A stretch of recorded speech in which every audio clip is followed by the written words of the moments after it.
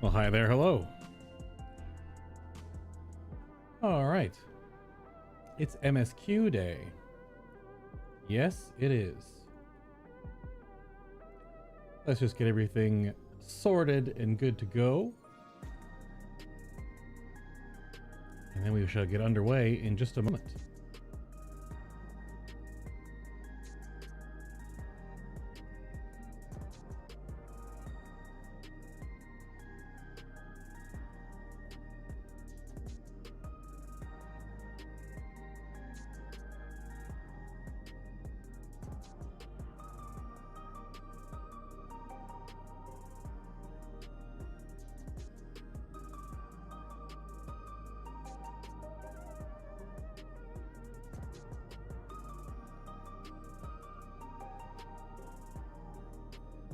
All right.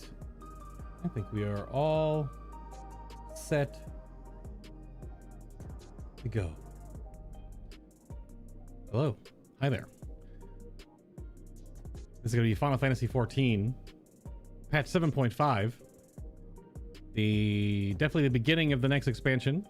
7.4 essentially started 8.0. But now we are definitely in the middle of it. There's going to be a part 1 and a part 2 of this. This is the Trail to the Heavens storyline. Part 1 now, part 2 is in June or July. Something like that. It's in like 2 months. And then nothing until the game comes out in January. So that'll be fun. I'll try something a little different on this playthrough. Do a little Viper gameplay, which I may be bad at it. But I feel like I always tank or heal. So we'll do a little Viper. So let's head over there and start this up. Make sure my notes are right here at the ready. If you're watching this later on YouTube, there will be bookmarks down below for every chapter. Look at this. Look at this Viper with cool swords on their back. I've got a fork and a knife. Absolutely peak Viper weaponry, if you ask me. All right, I think we will just get underway here. Let's get this first timestamp and let's talk to Graha. Warm farewells can ease the sting of partings as we come to terms with an absence not soon forgotten. To tell those we hold dear that what they've meant to us, and to wish them the best, we could seize that chance whensoever we can. Talk about the void and such. Oh, really? You're sitting here with the Starbird? All right. Hello, Kryl. In Fate's footsteps, Kryl has a wistful glint in her eyes. Oh. What is this music?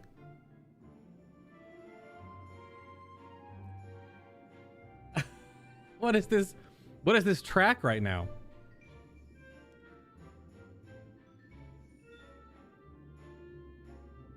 This is new? I've never heard this before. What the heck? I trust you're able to get plenty of rest. Good. Well, I might take a moment to ponder our next steps and perhaps reflect on our recent journey. You're gonna give me a recap? Girl, it's been 5 months, right? Since the last MSQ. 4-ish, 4.5. I must admit, my thoughts often drift to the Mist Continent and our stay in Treno. Your aunt's down there. Have you not gone and visited her since? Although it's always weird, the time dilation of how long between each MSQ in game. It could be like a week or a few days. It could literally be like 3 days. So maybe she hasn't gone down. So hello. Hello, hello. That waving duck is too good.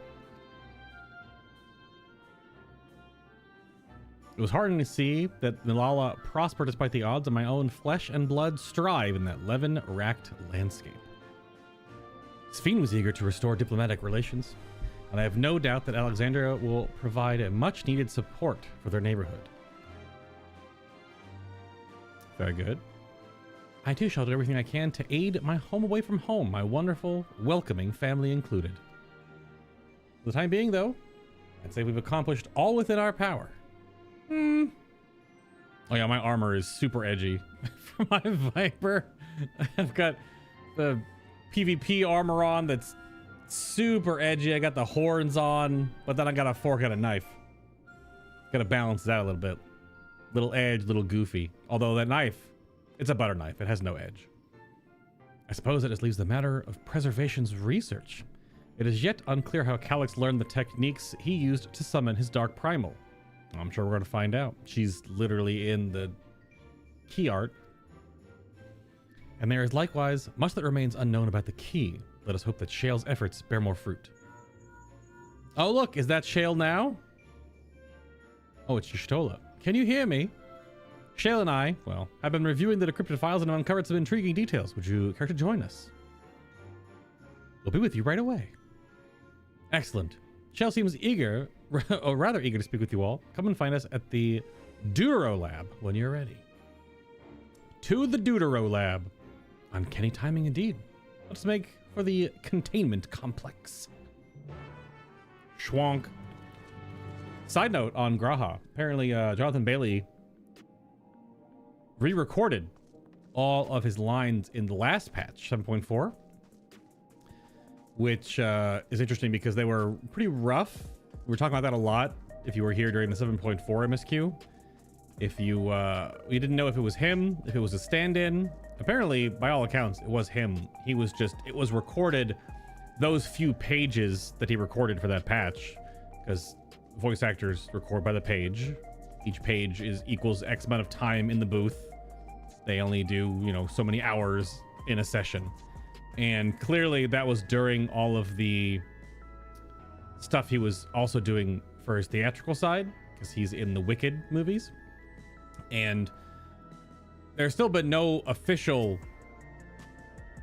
statement, although most people think it was either a stand-in or it was him with a swollen tongue / he was sick. But he still recorded the characters, but doesn't matter anymore now, because 7.4's Graha Tia lines have been re-recorded and re-added with this patch. So if you go back in like New Game Plus 7.4, all of the Graha lines should now be the Graha voice cadence that we are grown to love. Given that all the data is stored with within Electrope devices, Shale's expertise has proven invaluable.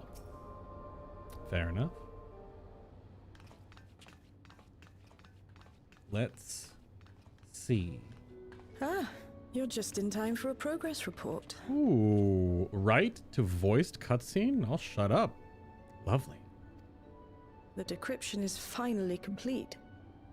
As we suspected, the data represents a partial record of Preservation's research documents.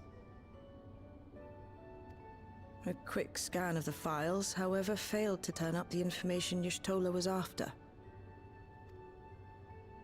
Indeed. No mention of the Ascians, or primal summoning techniques for that matter.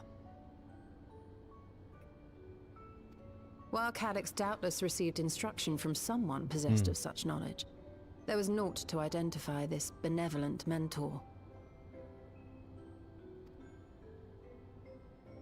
I am, however, pleased to say that we found several reports concerning the key.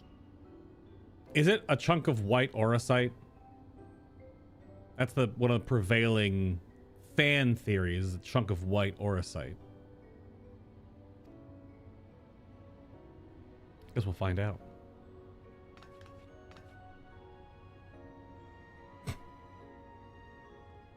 We know the key is used to open paths between worlds, and was a treasured relic of the Milala. And just as the Milala were unable to return after reaching the Mist Continent, so too was Preservation unable to gain a mastery of the prize which had passed into their possession.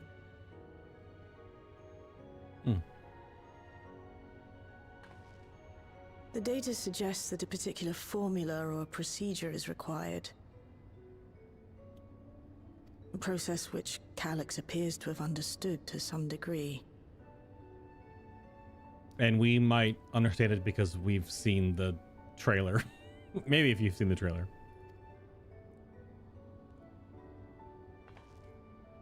Yet the key proved fickle. perfectly replicating conditions was no guarantee of success. And even when they did manage to generate a modest portal, the destination was never the one they expected. Mm-hmm. The reports practically screamed their frustration, describing the experience as being dragged around by a traveler picking roads without rhyme or reason. Serves them right, I say. After much trial and error, Preservation began to experiment with external actuation devices for the key. Striving to maintain a stable pathway to a chosen location, they conceived of the technology that forms the gate to the Golden City. Basically a Final Fantasy Stargate. So, their tribulations ultimately afforded them control of the key, albeit in a limited capacity. There's our boy. That's yep. Yep. Which, of course, explains why they were able to instruct Zoralja in its use, thus enabling the unprecedented feat of transferring Everkeep and its environs to the source. After the Endless Fiend took the key unto herself, she opened pathways to other reflections in her hunt for ether, did she not? Mm-hmm. I look ridiculous. Milala merely used it to facilitate their exodus. To think what the key has now wrought in different hands. For all we know, the actuation device augmented the key's power beyond its intended scope. Were your goal to plunder whole worlds of their ether, a tool designed to simply transfer people would likely be insufficient.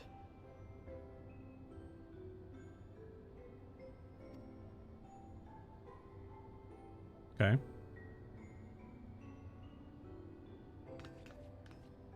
Shale, I don't suppose you would be able to remove the actuation device?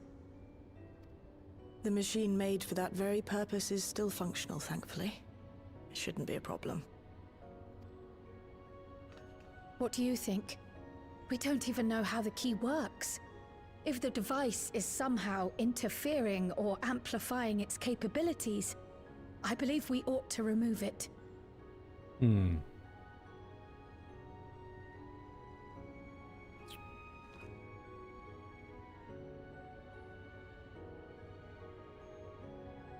This is my back pocket? Okay. Give me a moment.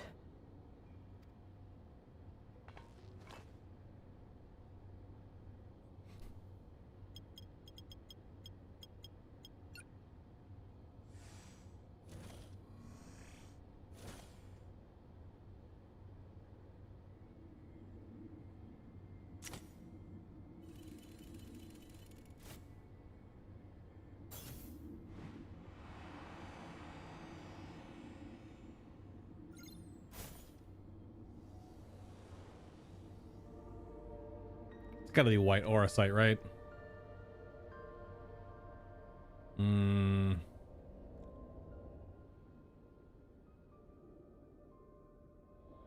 Yeah, what does Stola see with her ether eyes?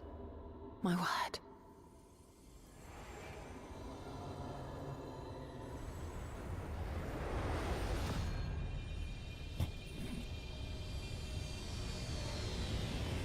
Ishtola? This is the first time I've beheld the key in all its unobscured glory.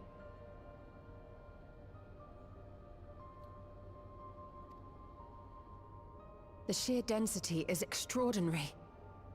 'Tis akin to the structures we saw beneath the Tempest. Ah. Ascian Maid.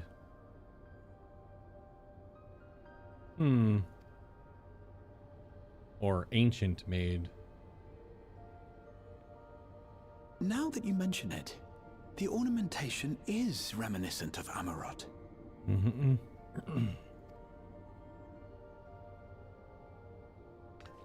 Have you noticed anything since the key has been in your possession?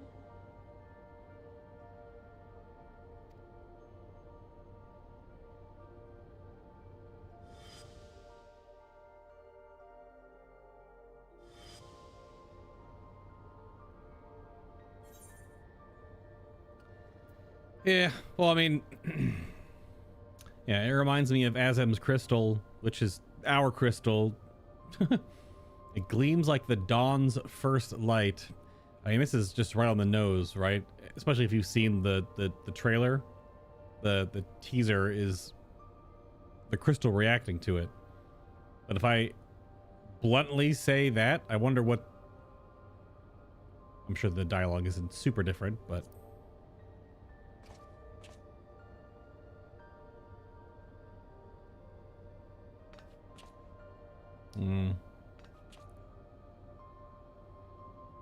You're suggesting the key has some connection with Azem. A plausible theory, although one we are yet unequipped to prove.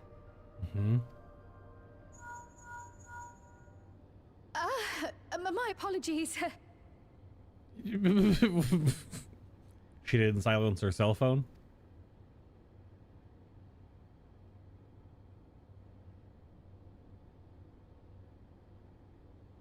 Hello? Yes, this is Cryo speaking. Makes you think that when a link pearl goes off, it actually is loud. It isn't like a personal thing you hear. It's everyone around you can hear it. Like the cell phone joke I just made.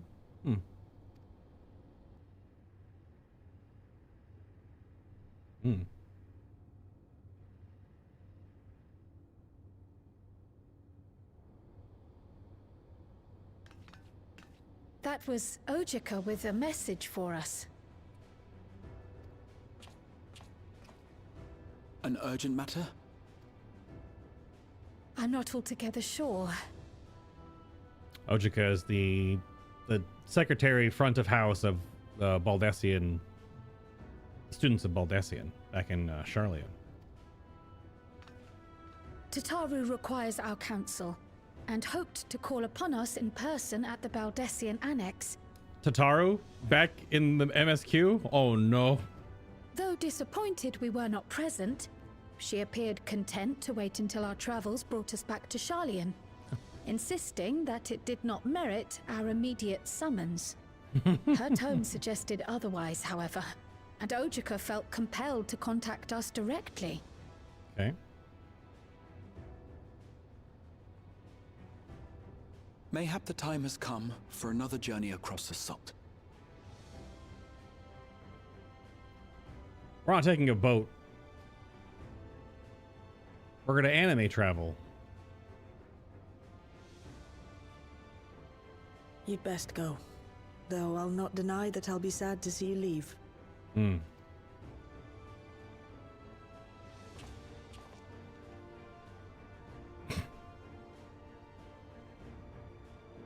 Oh, Shale. I can't even begin to thank you for all you've done. We will be forever indebted to you and your Oblivion colleagues. The debt is ours. We'll never forget the sacrifices you've made for us, for Alexandria. In the meantime, I shall keep sifting through the data. You'll hear as soon as I find anything of note. Actually, I should like to stay here a little longer, if you don't mind. You are most welcome. Their height difference is startling.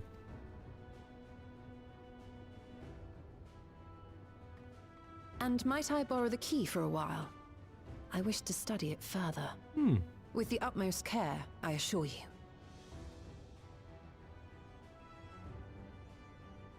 Well then, shall we be off? Ojika will be expecting us.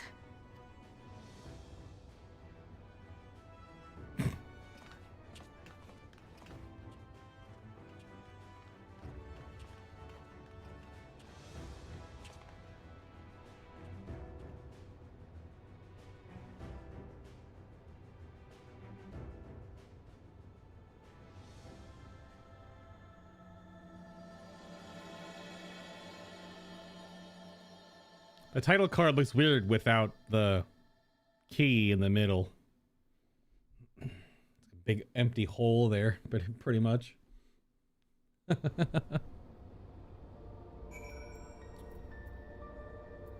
Okay.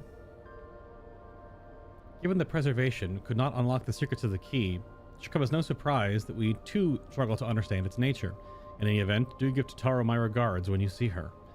To mention that we also uncovered information unrelated to the key.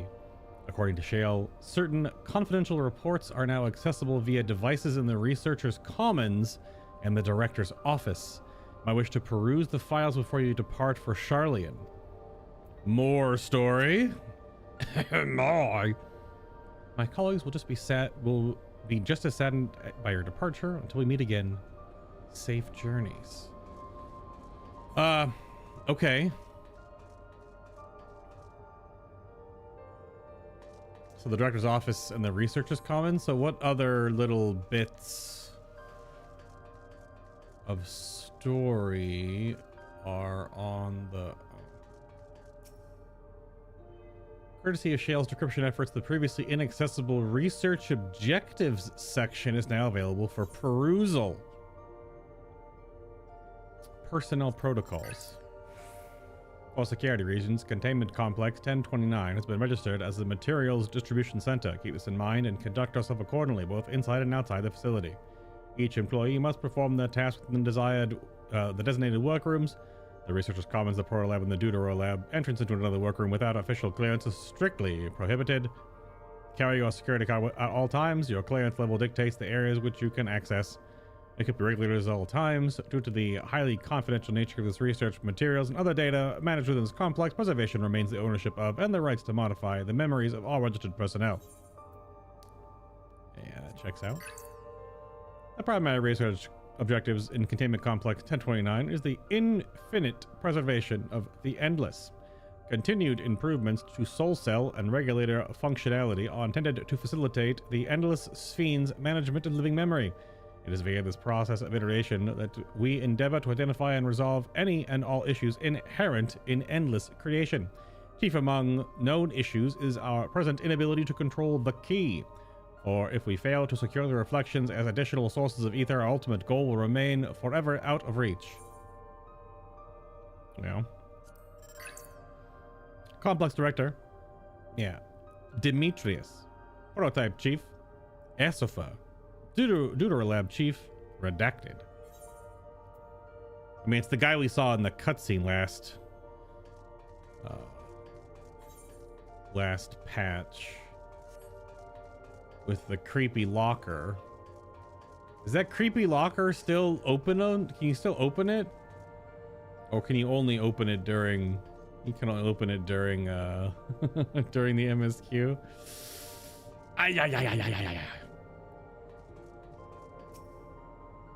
Amongst other personal effects, you find what is presumably the Director's data tablet. A closed locker stands next to the table. Yes, closed.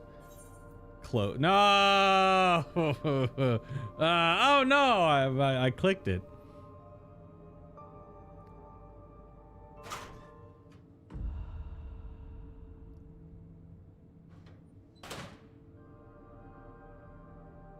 However, it contains nothing of note.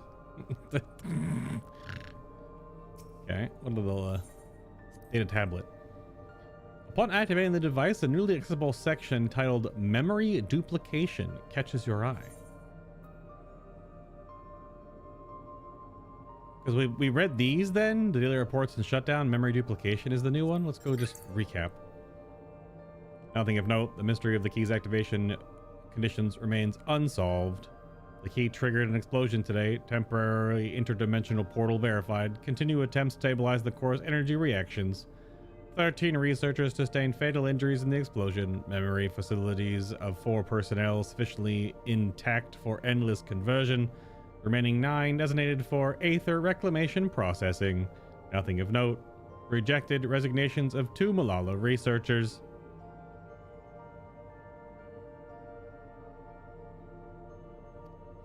Major incident. Details in full report. Those 2 inept Malala broke with preservation and absconded with the key. The fugitives have since been caught and eliminated. We were too late to recover the relic.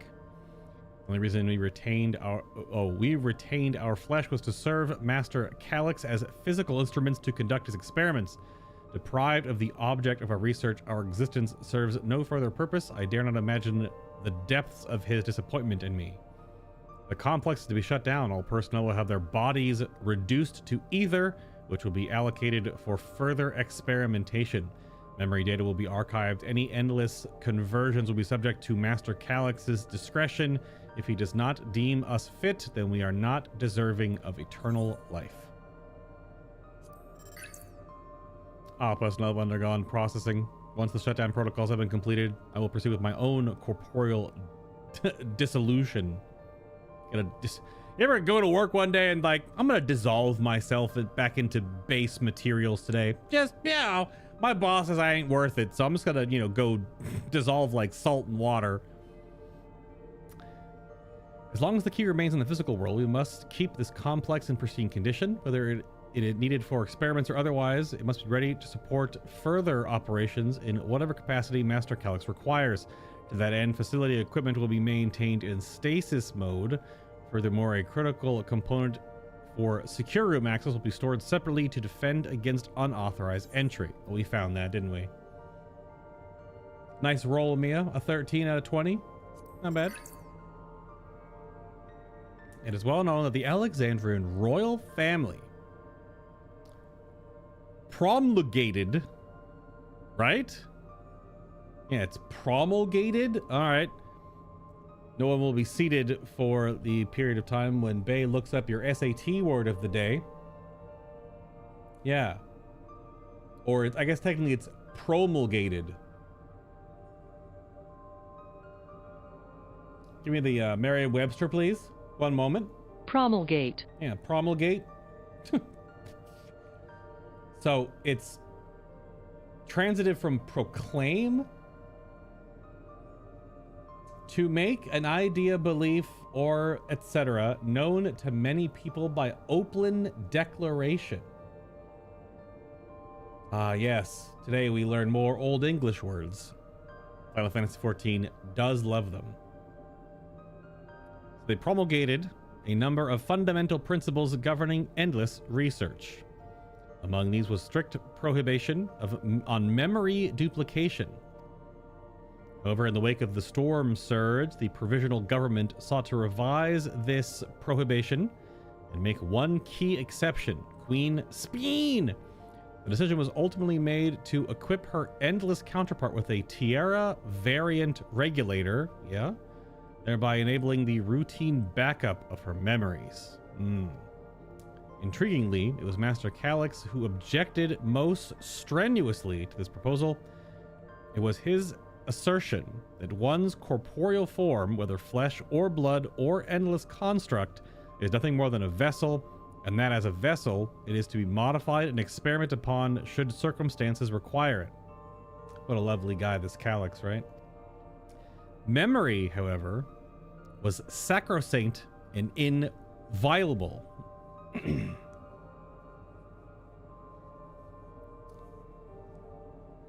Okay, the very essence of life and personhood. Right. But Master Calix eventually acquiesced. No.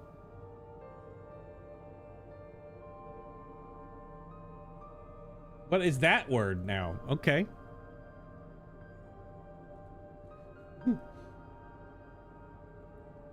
And it's from acquiesce. Acquiesce. So it's, acquiesced. It doesn't look like it is pronounced that way, but yeah. Yeah, to the provincial government's request, a number of the facility's personnel duplicated their memories to verify the efficacy of the technology. Made duplicates of people? Okay. Yet Master Calix refused to even entertain the notion. To this day, he has avoided creating even a single backup of his own memories, a resolution I myself have chosen to emulate. This is written from the lab chief guy. Okay, so the one copy of Queen Eternal is almost a bit of an abnormality, I guess. because clearly real Sphene was kept in cryo. That one doesn't have anything on it, they said. Real Sphene was kept in cryo, and the Endless Queen we actually dealt with a couple of different times because she was the only copy. But Calyx, that confirms Calyx is not. It also confirmed the Regulator Tiara that was constantly backing up her memories. But our real Sphene never put on the Tiara. Makes me wonder that the other other Scions aren't teleporting like I am, and it's more of a, but this teleportation is widespread, etheric teleportation and stuff like that. But I don't know why they made it seem like it was going to be a journey across the salt.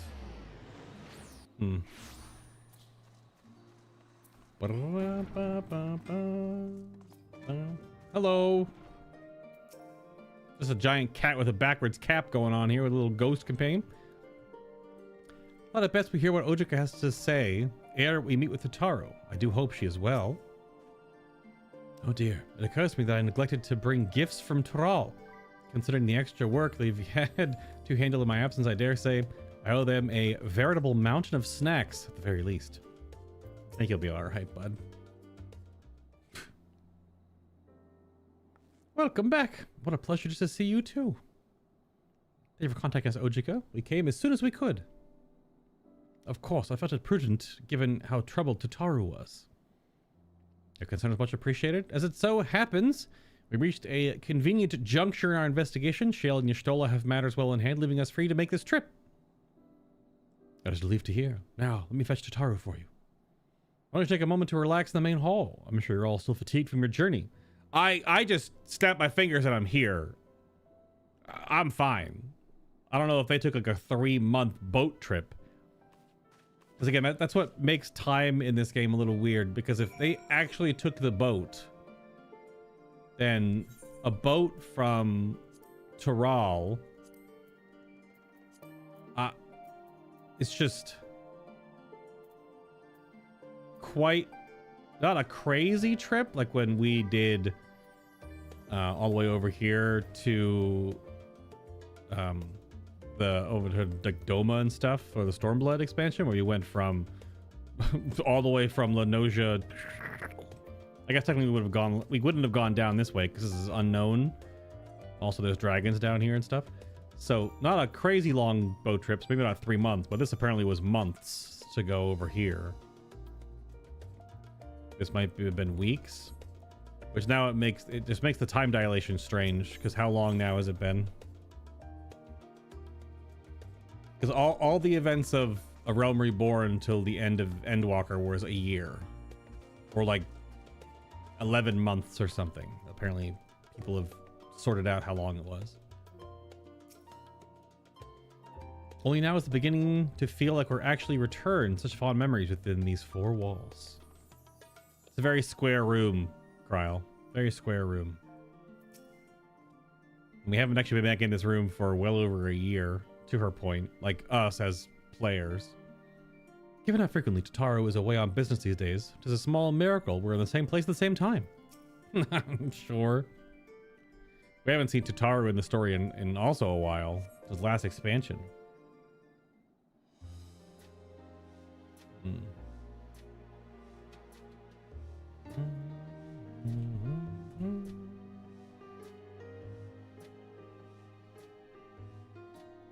Planning your next journey? Oh no, just reminiscing.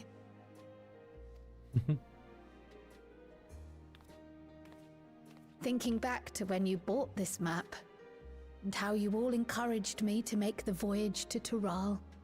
Mm-hmm. Are you glad you did? As if you need ask.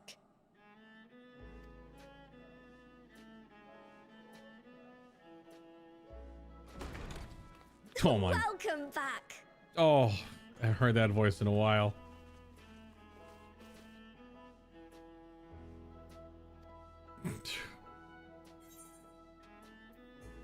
Wonderful to see you again, or it's been a while. I gotta hear with it's been a while. I'm so glad you're here. Ojika contacted us. He intimated that you were rather concerned. Quite so. Come to think of it, Alphino said he and Alize would pay you a visit upon their return. Have you not seen them? Oh no, they were here. I was regaled with many a tale of your Turali adventures. Okay. It was only once they departed for Garlemord that the rumors came to my attention. Rumors? Rather alarmingly, void-sent sightings seem to be on the rise across the star.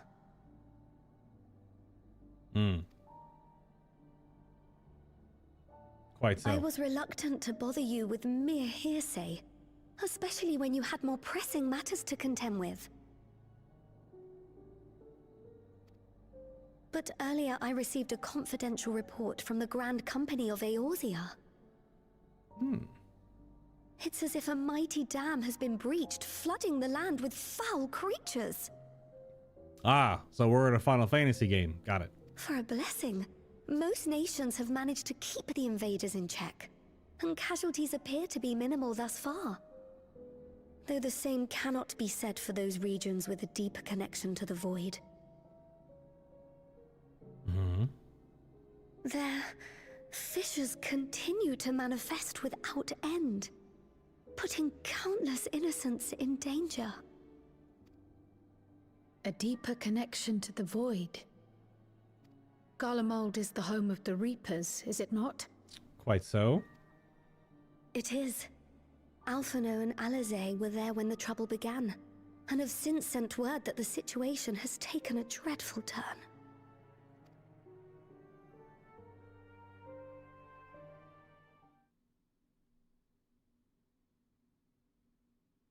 A short while earlier, in Tertium.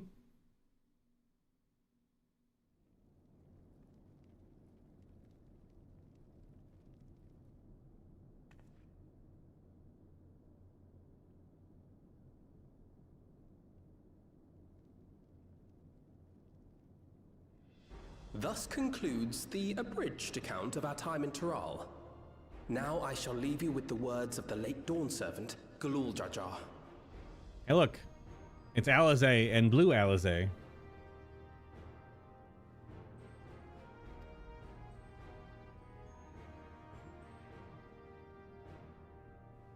Ignorance begets strife.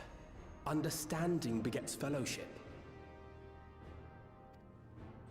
A notion that rings true for Eorzeans no less than it does for the diverse peoples of Tuliolol.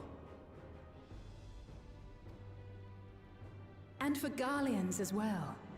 Even sharing something as simple as a local dish can pave avenues of understanding. It's up to all of us to forge new bonds, together.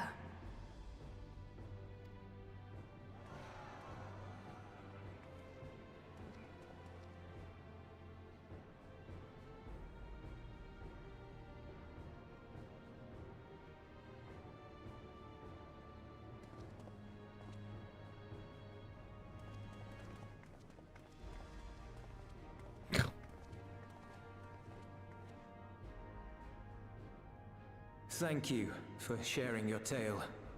Euless! Better they hear it firsthand than endure my clumsy retelling. Your words give me hope that we might achieve something similar here in Garlemald. We all have the capacity to affect change. Our time in Tural taught us that much. And now that we've returned, it's time we rolled up our sleeves and got back to work. I've already sent missives to the other nations, informing them of our Alexandrian friends. I also intend to notify the Garlean community officially.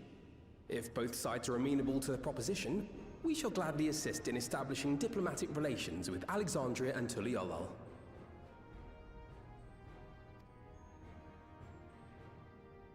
Thank you. But are you sure you've recovered from your journey? It sounded like you've hardly had time to catch your breath. You don't know the twins very well, do you?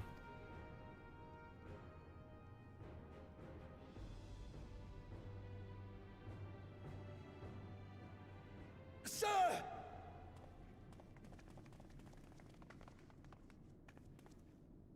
Lapis Manalis is overrun with void scent. We've sustained heavy civilian casualties. What?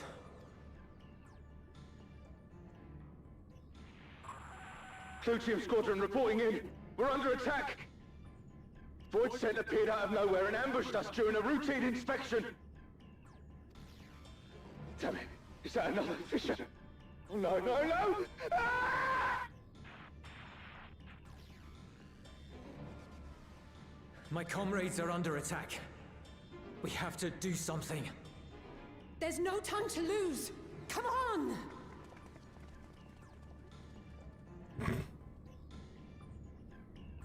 Okay. The Garlean community is ill-equipped to defend themselves against such a threat. Even with the aid of the twins and the Ilzabard contingent, they face daunting odds. A link pearl is a little more than like a cell phone in your ear, though. So yeah, hearing someone get munched up by a void scent ringing through your entire head.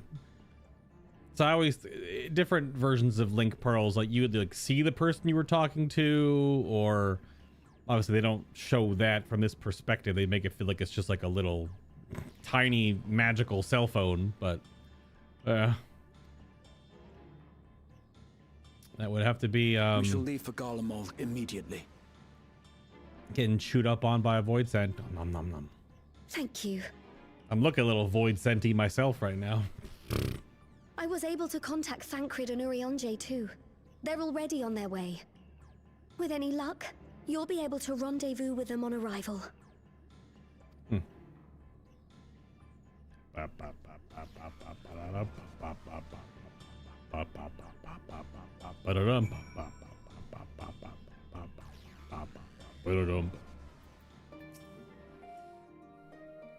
Clearly we made the right decision to come to Shirley, though I ideally wish the circumstances of our return were not so grave. I don't believe we've seen Thancred and Urianger since our battle with the Endless Fiend, have we?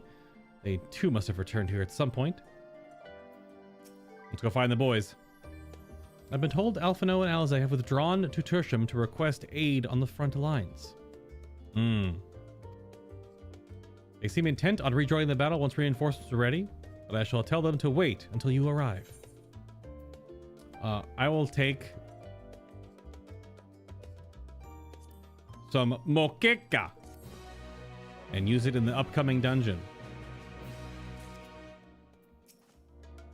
Sorry to send you packing so soon after your homecoming, but Garlemald desperately needs your aid. All right, let's do it.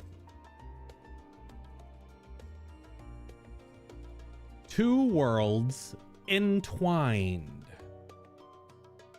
Grahatia wears a pensive expression. I still wonder how they decide how much minuscule gil each of these MSQ give you. Like, it's such an insignificant amount. That one gave me 2,697. This one's giving me almost 7k. Like, and just like that, we find ourselves faced with another emergency. Fortunately, there is yet time for us to make a difference. Let us make haste for Tertium.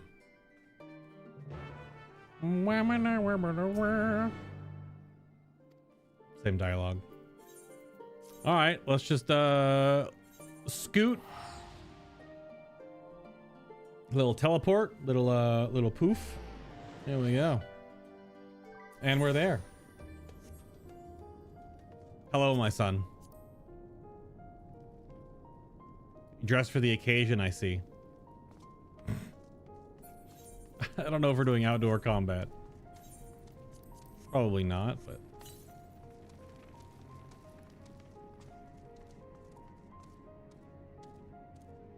Oh.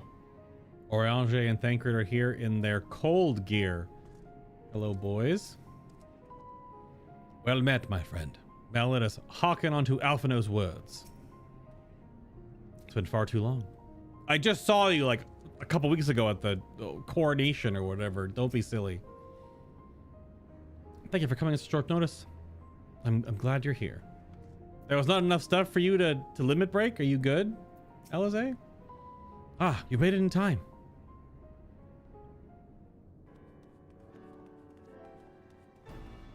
Oh, and they're here too. You picked a frosty spot for a reunion. Damn, almost everything is voiced so far. Let's go. The interquest stuff is not, but these have all been. Tataru sent word that you were coming. Full glad am I to see you all. Though I'm afraid this is no time for pleasantries. Mm-hmm. Planar fissures have opened up across Garlemald, inundating the region with void scent. As far as we can ascertain, there are 2 focal points of their assault. And those are? The Ilzabard contingent are combating the threat in Lapis Manalis. Although they have suffered casualties, they appear to have the upper hand. Okay. As well they should. The many talented Uldan thaumaturges among them should be more than capable of closing any fissures they encounter. Thank you, Uncle Orange. Which leaves the second focal point, the Clyteum. Eulus and the Garlean community are attempting to mount a counterattack, but are struggling to cope with the sheer number of void scent. I was wondering how that word was going to be pronounced due to the Garlean dialect. So that's Clyteum.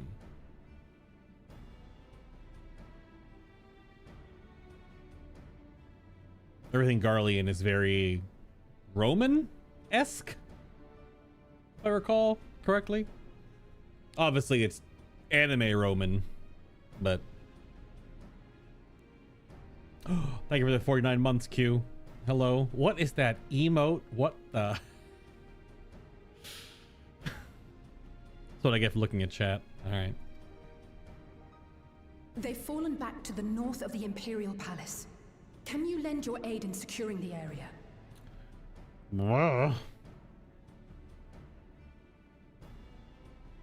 With your blessing, I would tend to the wounded returning from battle.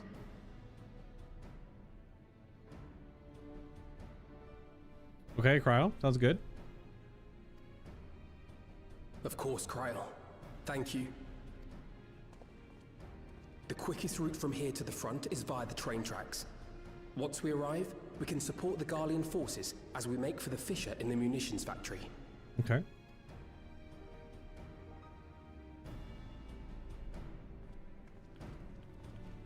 It's weird that Alphino in the trailer for the next expansion only had 2.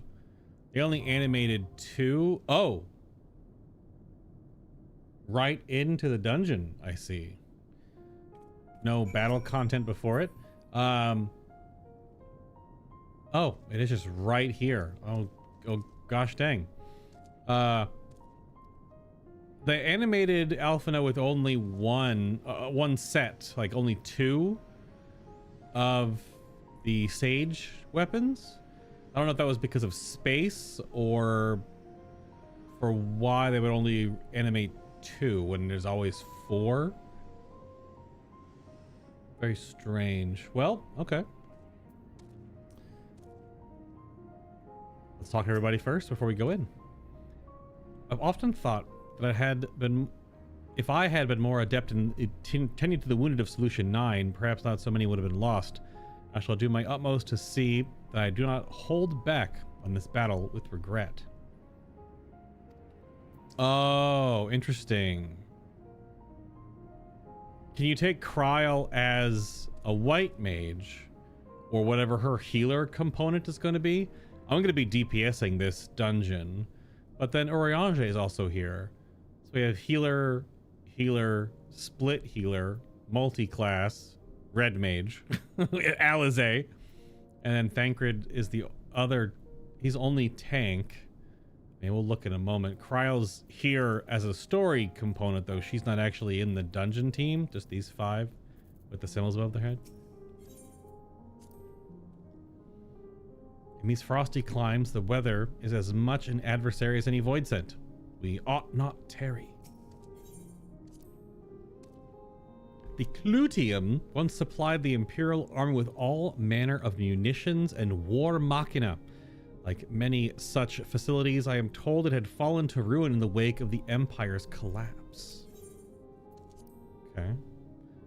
Even with magic support, the Garleons are struggling to beat back the Void Scent. We must join them as soon as possible. Can't say I have your knack for dispatching Void Scent, but our time in Tyrol gave me many opportunities to hone my skills. You shan't find me wanting. I thought those would be some like battle combat and then dungeon, but nope, it's just dungeon. I have seen to my preparations. I suggest we sally forth ere the cold winds sap our strength. Well, all right, hold on. I have to DPS with Alizé. Otherwise, she might come after me. She may come after me. Let's give it our all. So Alizé will DPS with me. I stand ever ready. Gotta have Graha tanking.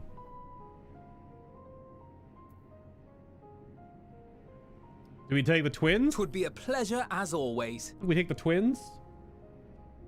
I think taking the twins is fine. Leaving the uncles out, yeah, it feels a little bit rude, but I'm sure we will see more of them considering the trailer for the next expansion. No, we're gonna see more. It's fine. I just want to like who the dialogue we're going to get, like who's gonna talk. Because now I want to bring Thancred to tank. My turn. Let's have Thancred tank. Yeah, he's gonna show me what he's got. Let's do it. You gotta close this, then register. It's a strange little system here. All right, let's jump in to the dungeon, shall we? The Clyteum, which is not how the community is pronouncing this, as a joke. Whatever.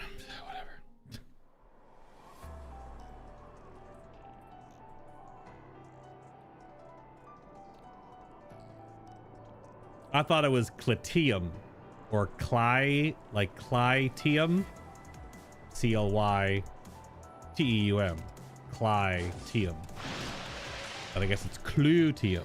It's a different Y sound, which is strange that there isn't any symbol above the Y at all.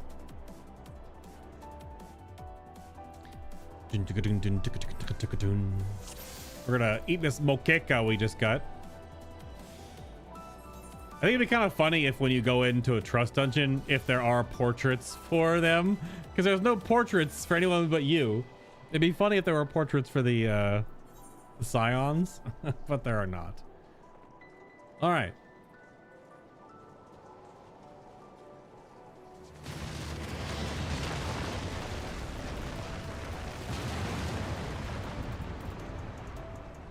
So what part of Garlemald is this? Like the back section that goes up into the mountain that we can't go to as players? Must be. Thancred, help.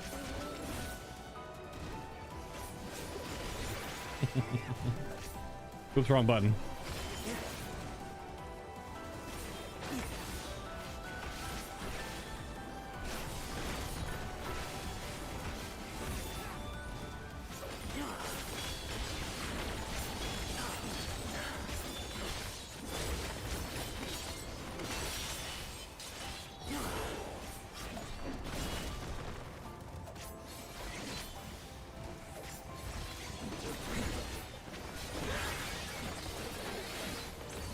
Who's Alizé attacking? Probably this mob. The NPCs don't usually AoE, so.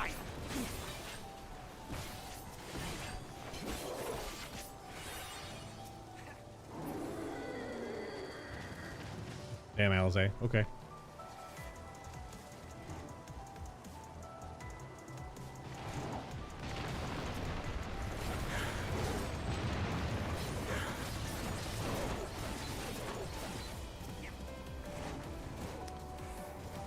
Oh, I activated my two-hand combo. I was like, wait a minute.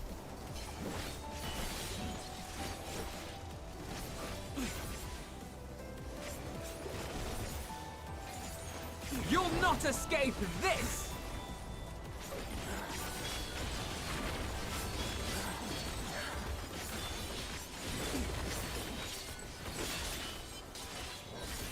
Whee!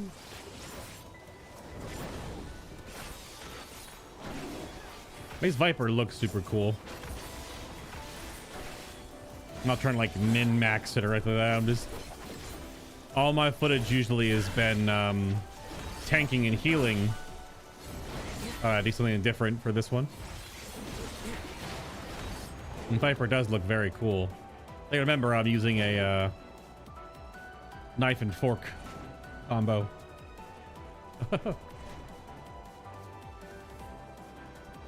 Looking for any lore bits on the ground.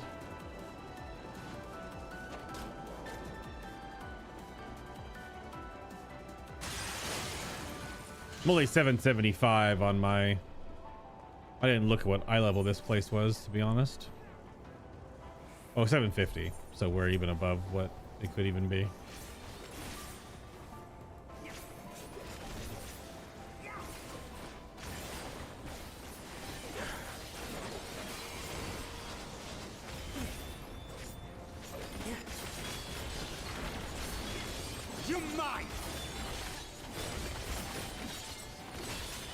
I can't see shit.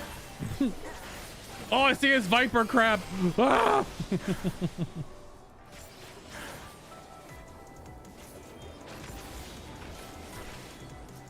What's this guy over here? You'll not escape this. Okay. I want to save my reawaken for the boss.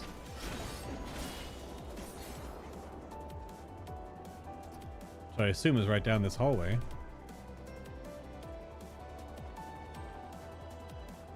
The community was still wondering if we were ever to get like a Garlemald restoration, like the Doman Enclave kind of thing, and then we'll help repair Garlemald to not be.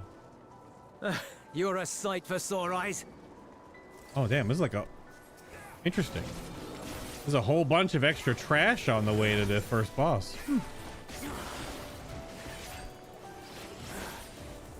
Have they changed up their dungeon formula ever so slightly?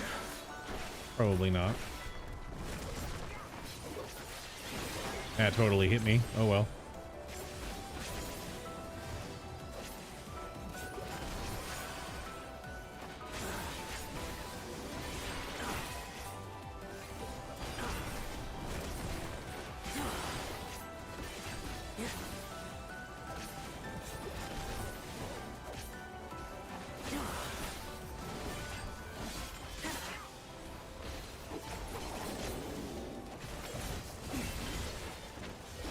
I guess I have double reawaken saved for the boss. I thought the boss would be after the first two trash packs. I'm just gotta sit on double reawaken for the boss then.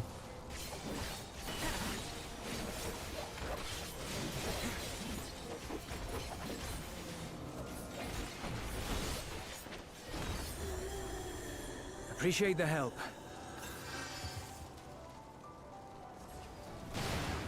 We'll handle things from here. Take care of the Fisher. All right, Euless. Let's go, team. Oh, the first boss is the freaking Void Sent Ahriman Scorpion tank.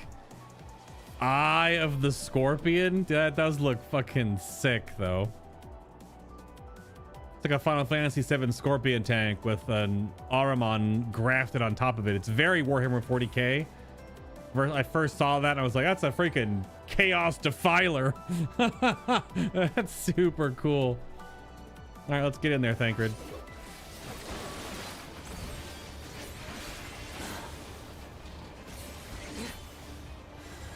Eyes on me.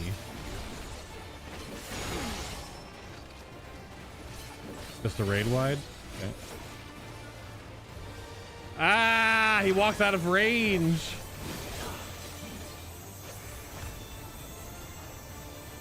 Oh, okay.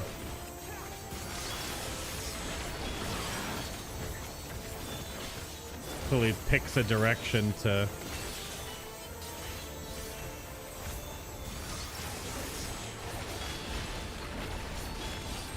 It's like a delayed left, right.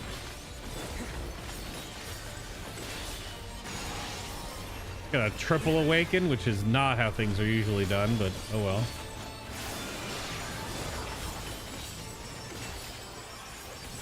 Oh, how did I mess up that awaken? What the hell?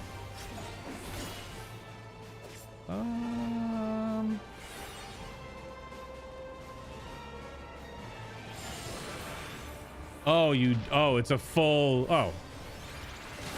It actually is a full-on do nothing. I noticed that Alizé was standing still, which does not feel very Alizé.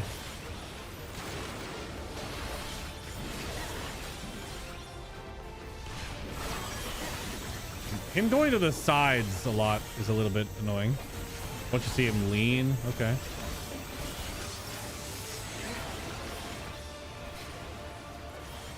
Oops, where are my ranged combos at?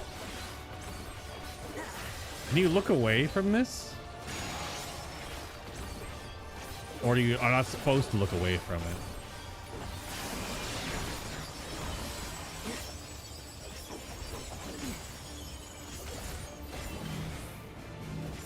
So now it's do nothing and spread.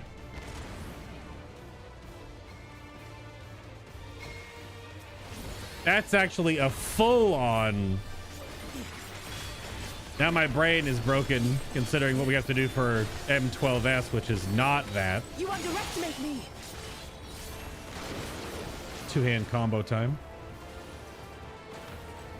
That's gonna hit me. Yep.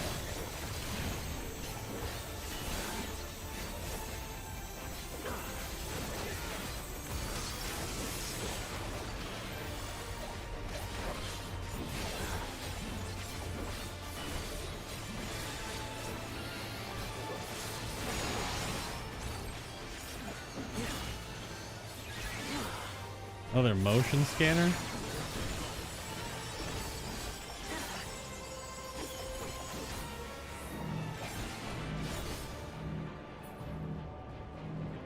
Looks like you can't even auto attack though. And you can't even auto attack. Interesting. Okay.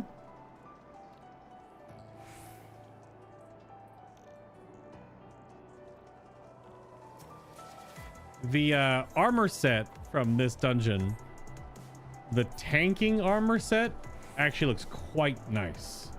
All the others, the tanking armor set though looks pretty damn cool. I was watching the Puka's video going through the whole showcase of it. The tanking armor looks quite good.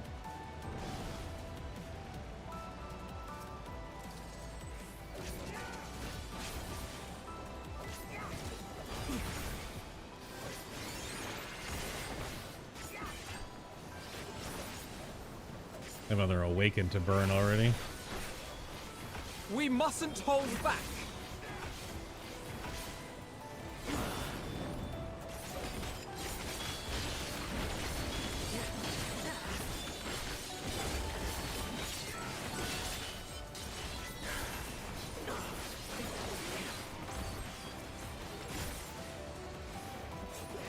Viper did just get a bit of its AoE damage combo unnerfed by 5% in the patch on Tuesday.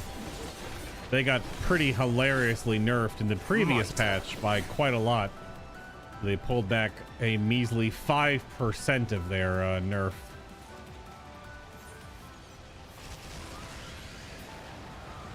Oh, jesters, I see.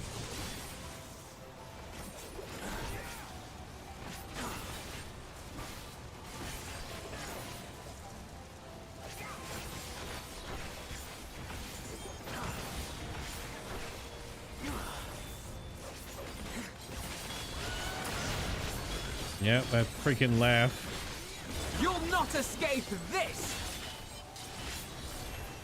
Again!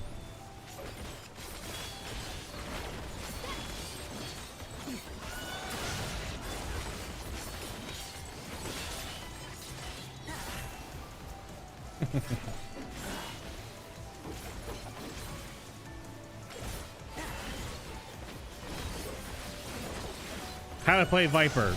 Hit the buttons in the correct sequence that light up.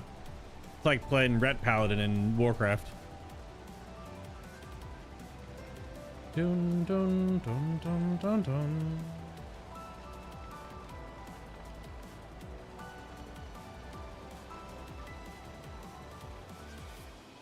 And this dungeon is very much a corridor, huh?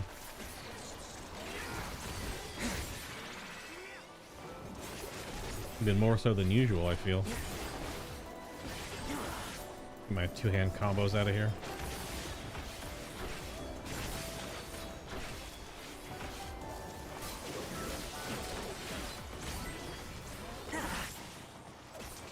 I do have all their spell effects turned on, always. When I'm doing Trust Dungeon stuff. Again!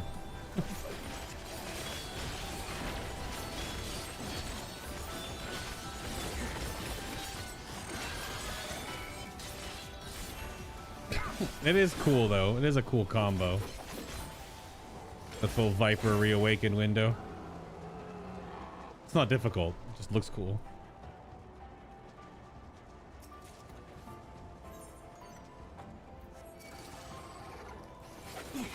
Thancred, help! You underestimate me. Again!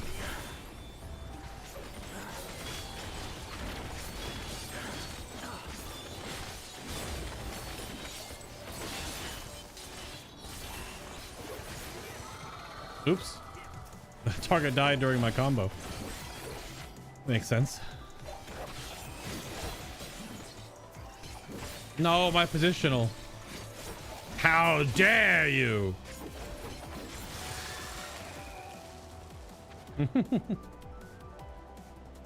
Oh, these trees are getting all void scent web gooed on. Ugh.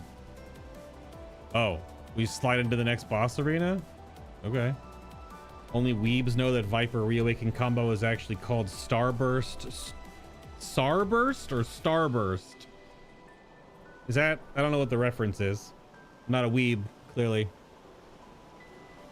I don't know what that is. Is that a JoJo reference? Oh, what the fuck? Chort.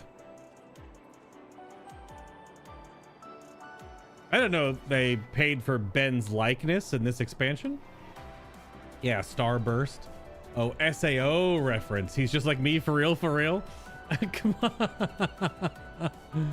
Oh. Clearly that's a boss from the original Final Fantasy game. This is based off of all the stuff from 9, right?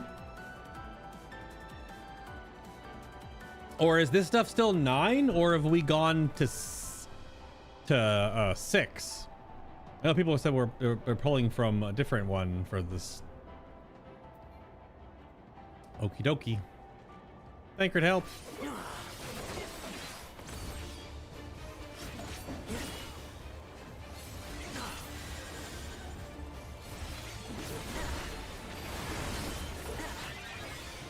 Are you all right?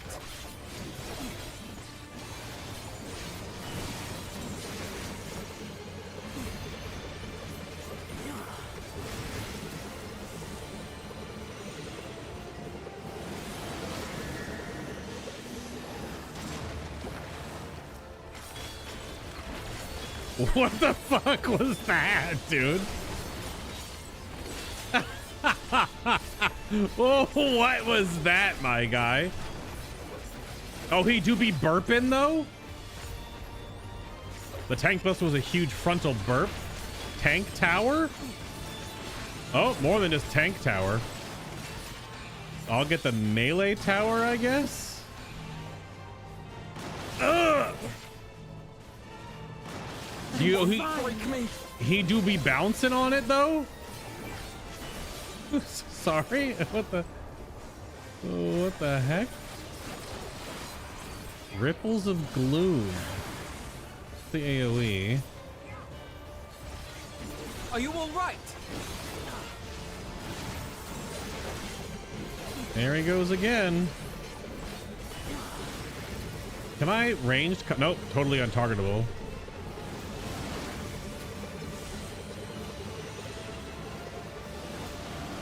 Always a 90-degree rotation.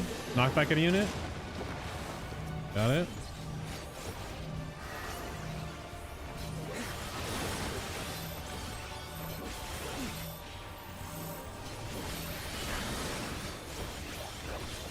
Not sure what that was about.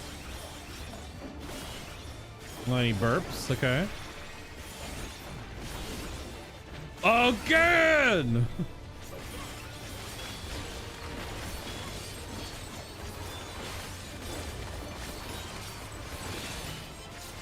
Again!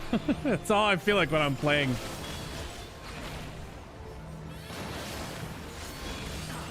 Oh, I guess you can soak them all and lower the damage, not just single soak them.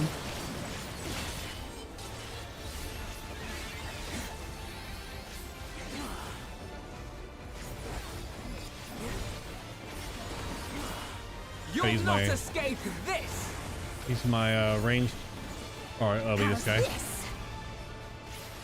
Schwonk, schwonk. Range combo. Oh, nice. That was pretty simple. I only had 2 attacks. I don't know. Bum, bum, bum. This crater is neat though. It's like an evil void scent, Sonic the Hedgehog.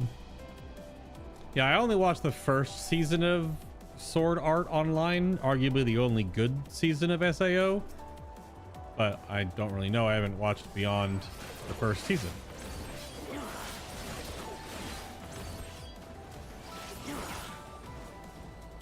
I got my buffs back up.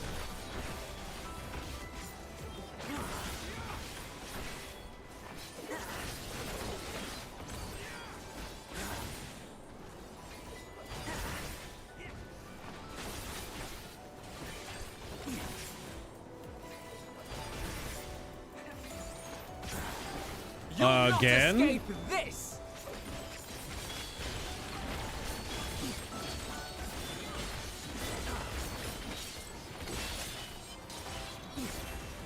Again. These mobs are neat though. These are new enemy types. Like robotic void scent? I guess it's void scent possessing. They're called scrap gargoyles, so possessing broken Magitech. It's pretty cool looking. Still haven't seen any lore blobs in the ground. Yeah.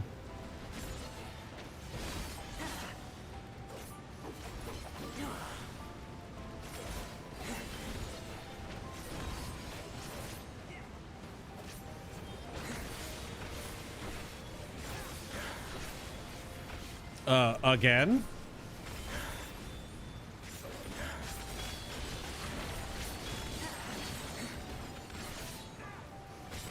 Oh, I messed it up. I changed my target before I finished. Hating the buttons. You're mine. You're mine.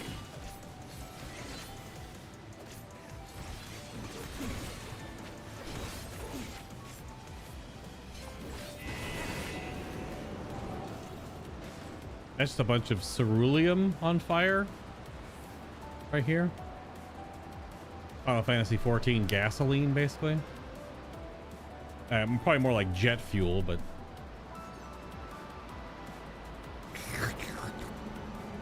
okay.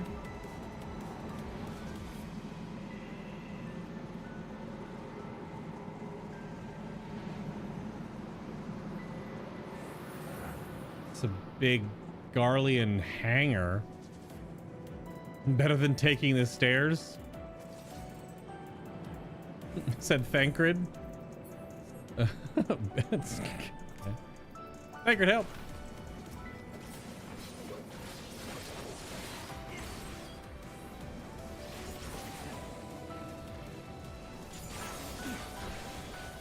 Ah. Again?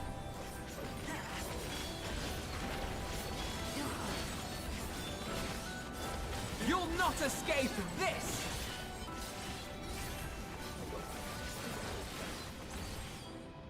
Hell yeah. Two-hand combo.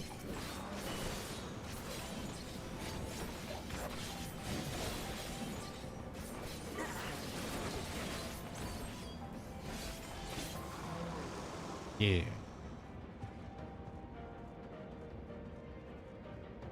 Crazy, like, cargo train system. These are Garlean airships. Not sure what all the weird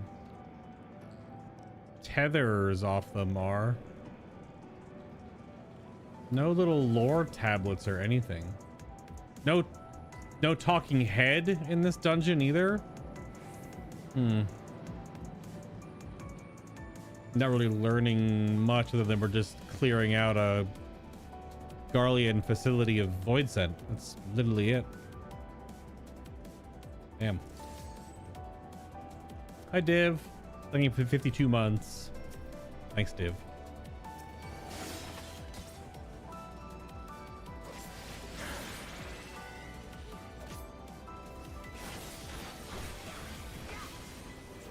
Lazily using my two-hand combo just to get my buffs back up before again.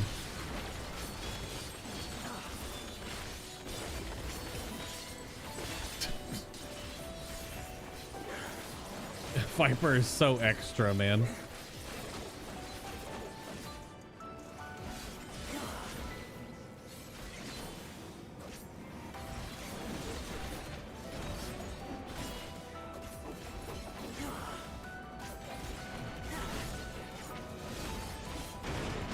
Oh.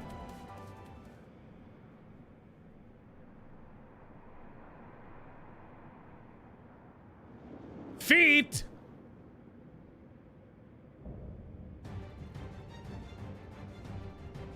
Malphas. Yo, those feet came in frame like this was a freaking Dark Souls game. Malphas.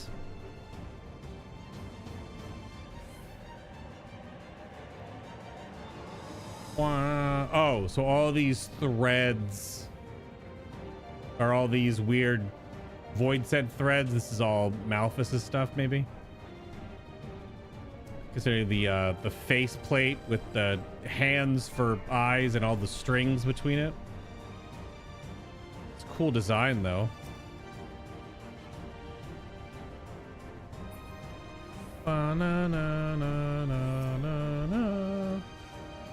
All right, Thancred, get him. Welcome to my domain, mortals. Excuse me? Holy shit. Oh, yeah, okay. Yeah, but what do you know about again, by the way? Void Dark. I didn't know it was a Conal. I just moved with the boss. Again! Oh, okay. Oh, I may have messed up my combo. I did not. Carry out my will. Dude, the voice is absolutely insane. Now for something different. What the fuck is this voice?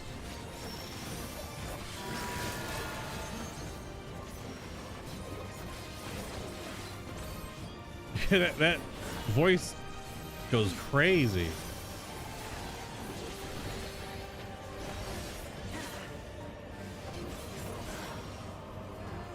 Rubbish disposal?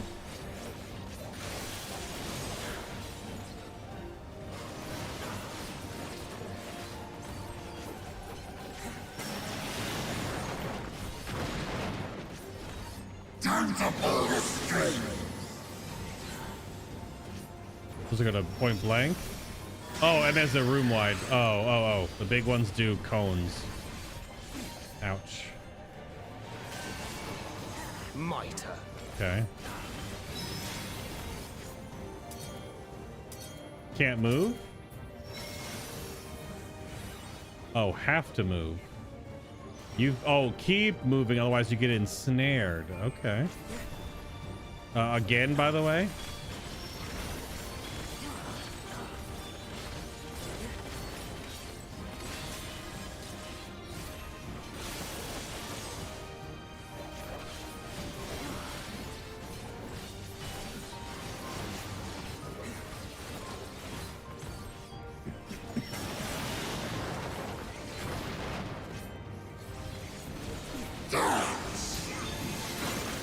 So can I stand like where Alphino is? Like, can you stand between the cones? Oh, they're dancing now.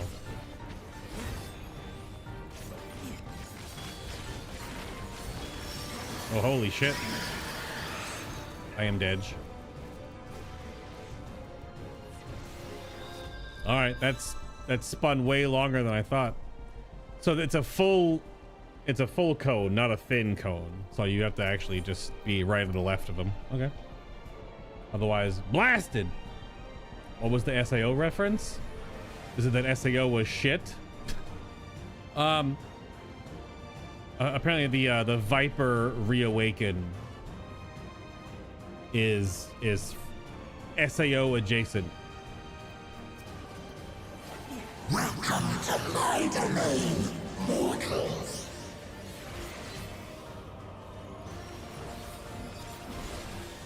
Oops.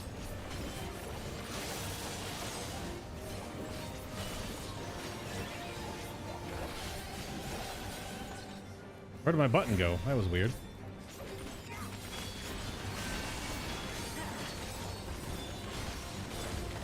Take form and serve.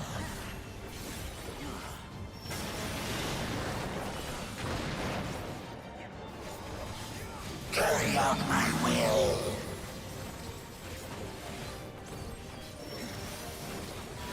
And the big cone happens second? Now for something different.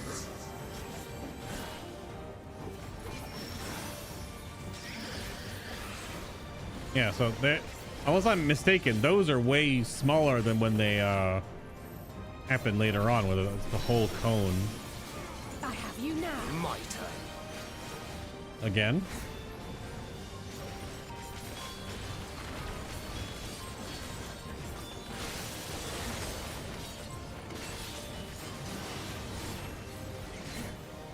Ugh.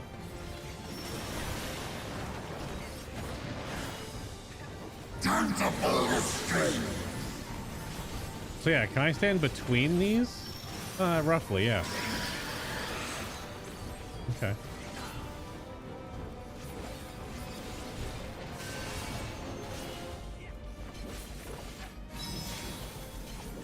Yeah, this is keep moving.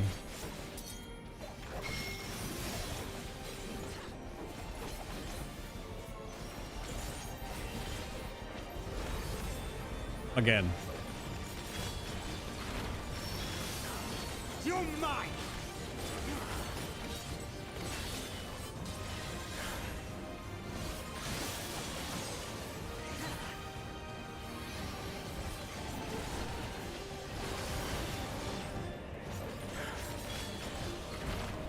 Doing it again.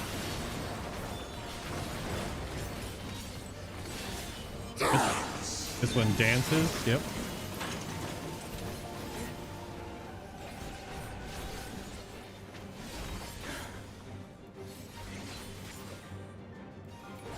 Here? Yeah, okay.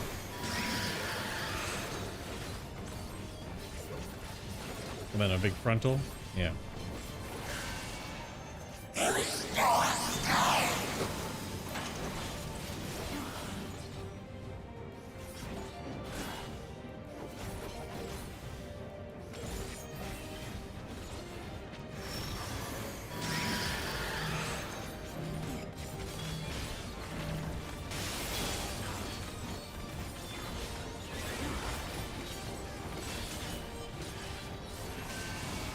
Okay.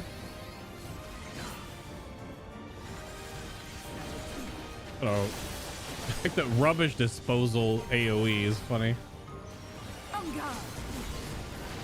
I wasn't even gonna try to limit break with Alizé in the group. Not this one. Time to pull the string. She was definitely gonna take it. Oh shit.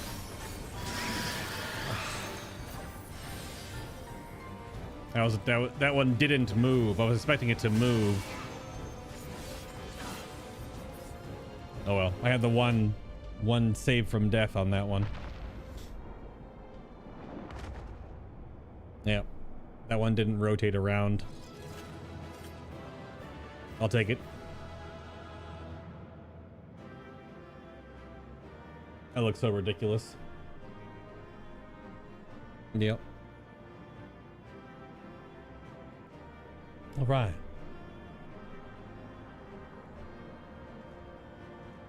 Okay, so they're not dead. They are wounded, and we're gonna talk to them, I guess. Get some lore. There's no fight left in them now. They still breathe, albeit faintly. Anything from Thancred?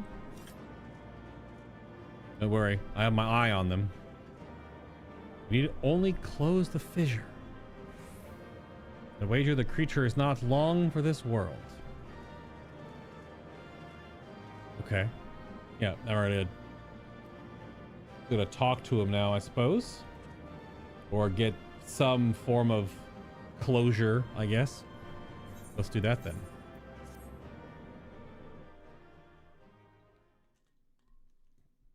Right into a cutscene? Yeah.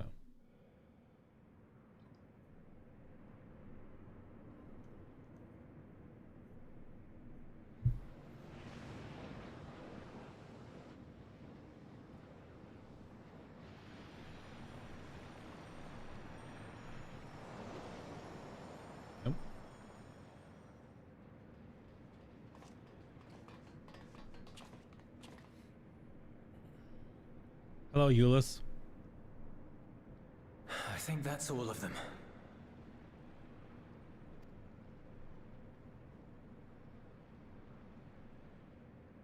We need but seal the fissure to prevent further ingress.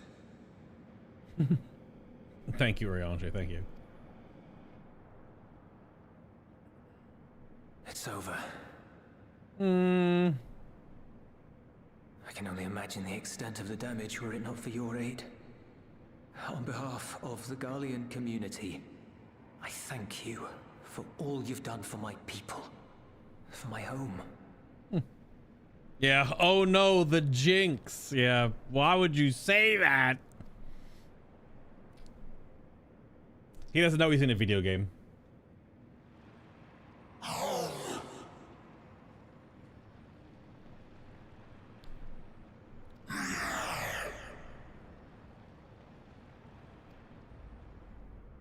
I shall close the fissure post-haste. All right, bud. You get to that. Wait.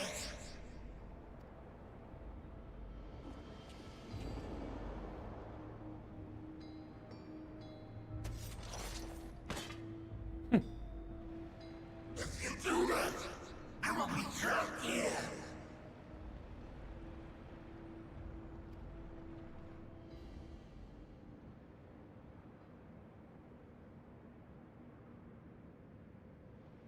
You risked your life in vanquishing the creature. Would you at least let me bear the burden of deciding its fate? I guess. Put my cutlery away.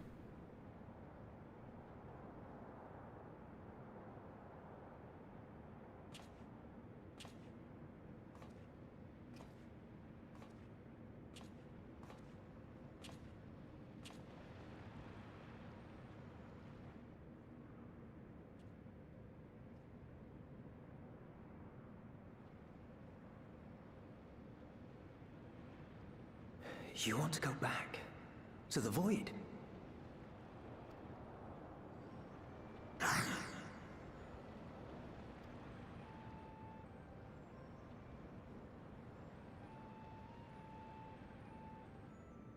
Your kind have entered this realm before, some seeking death that they might rejoin the life stream. But you would choose that dark, deathless place?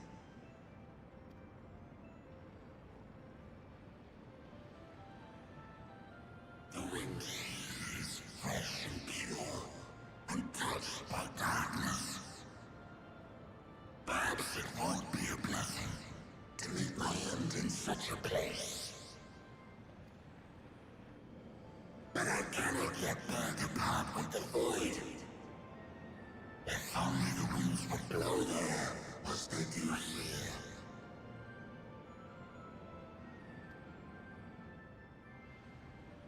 I long to return, to see my home unsullied, as it once was.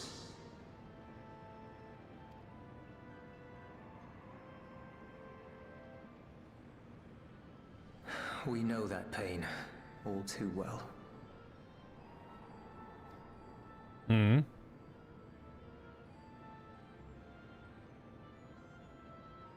If that is your wish, you must forsake this aggression.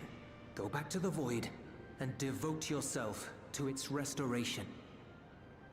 I don't know if trying to speak logic with a void scent is gonna get you many places there, Euless. See what happens, I guess.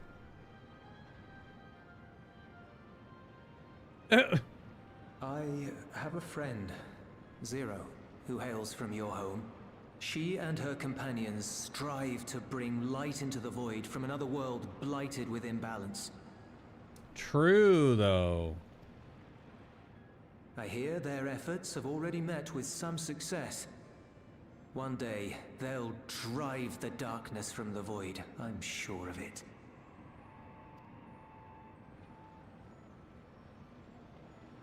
His form is imbued with the will of all those I consumed. Yep, that's how void scent works. We shall return to our world and seek out this Zero. Then we shall see if there is truth in your words. She won't disappoint you. That much I guarantee. Okay.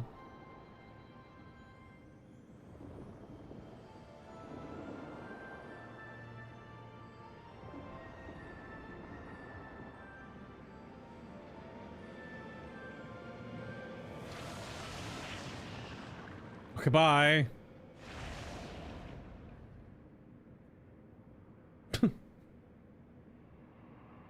Okay.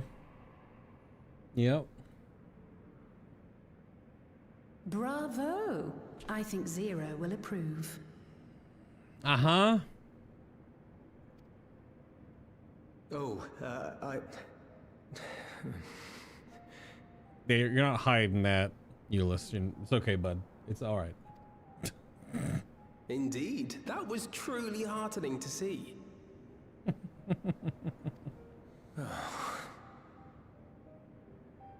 Understanding begets fellowship, right? Mm. I thought I might lead by example. Sure, bud. Well then, shall we head back? Indeed.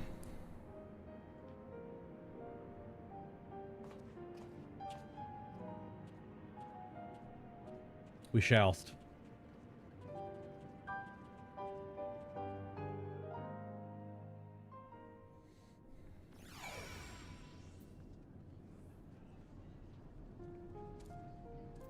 Oh my goodness, the gang's all here. That boy's come a long way. All credit to Zero for nudging him in the right direction. With the Clyteum's fissures sealed, I dare say the Void Set incursion is at an end. Thanks, Oriage. Amazing. Voidsent not only absorb the ether of those they consume, but their thoughts as well. With such a legion of minds at their disposal, one hopes they can prove a capable ally for Zero. We'll see. You have my heartfelt appreciation. Without your intervention, I have no doubt the casualties would have been far greater. Ulysses was quick to put our words, or rather, those of the Dawn Servant, into practice. Reports are beginning trickling in. By all accounts, the Isilbard contingent was successful in containing the threat on their front. For Voidsent to attack in such numbers just as we were finding our feet, I daren't? Is dare not? Daren't? That's not a real word. Is that a real word? I mean, it makes sense, but I think that's like the first time I've ever read it out loud. I daren't imagine the consequences had you not provided such timely aid. On behalf of my comrades, thank you all. Sure, I'll take some, this doesn't matter. Overmeld materia at this stage in the game. As you might have gathered, the Dawn Servant's wisdom struck a chord. I only hope my words resonate as strongly with the Voidsent we met. Indeed. We continue onward with a Grave Presentiment, which is like a present, but also I don't know. There's been a couple of words so far in this MSQ that I'm like, what? But yeah, a presentiment. An imminent present? Oh. Something weighs heavy on Thancred's mind. Bum, bum, bum, bum. The Ilzabard contingent have contained the threat on their front. Things appear to be under control for the time being. Voiced? After a dungeon wrap-up? Excuse me? Hell yeah. Though it remains unclear why the fissures opened up in the first place. According to Tataru, similar ruptures are occurring across the star. Yeah. One thing is clear, however. The phenomenon is not without pattern. The tendency for fissures to emerge is pronounced in regions deeply connected to the void. Places where the barrier between the two worlds is at its thinnest. Yeah.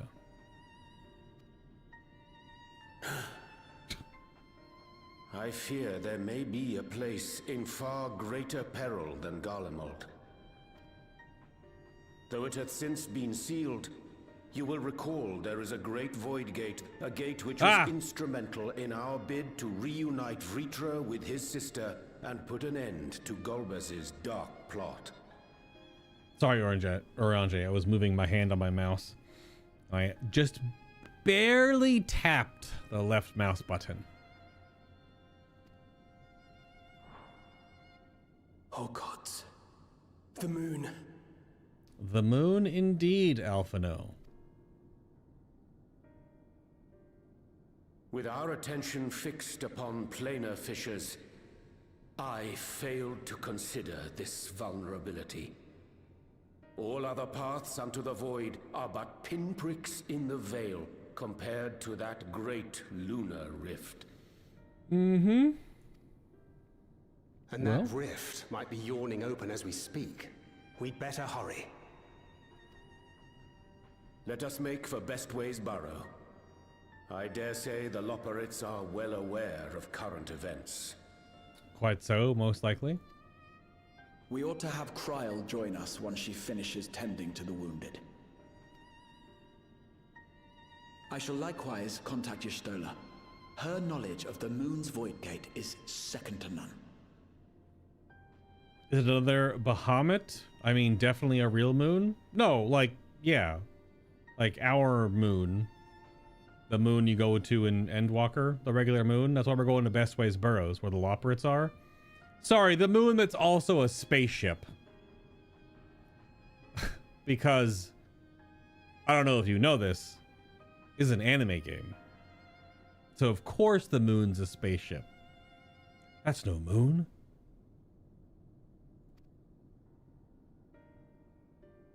Alphino, Alizé, please do what you must to keep our world safe. Well, I think it was a moon to begin with. The Loporrits then built a spaceship into the moon. We'll be back before you know it. Okay, I think so. A quick word, if you will. What's up, Euless? I'll go see your girlfriend if she's up there on the moon. You I'm want to not come with sure us? whether you'll run into Zero during the course of all this. Like I knew it. If you do, would you give this to her? Uh-huh. It's tacos, isn't it? Emergency rations in case of a protracted battle. Can't imagine she's eating all that well in the void. I really thought the way the story looked back during the Endwalker patches, that Zero's whole patch story was like pure filler side quest, just extra world building. But nope. It was just a tease for what's to come.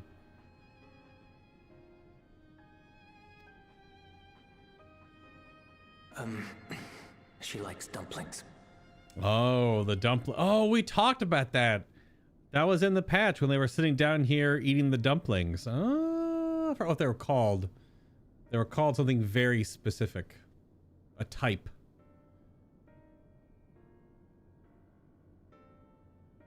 This is very cute. Yes, I will give them to her, you dork.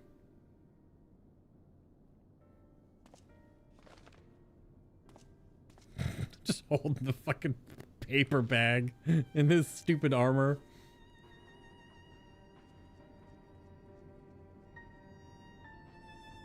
You haven't done the Endwalker patch content, Div? Oh my god. Brother. The Loporrits are going crazy. What? The cartoon sound effects? Let's go.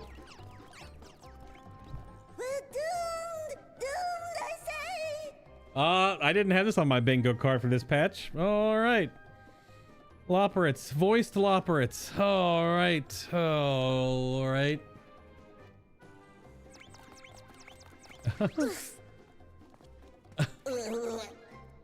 Given thy panicked state, I presume the Loporrits too are beset with void scent. Oh my gosh. Oh, what sweet relief it is to see you all. Mapping way.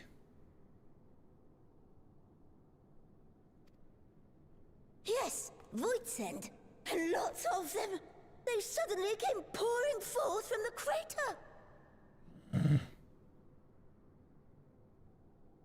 I had dearly hoped to find my worries unfounded.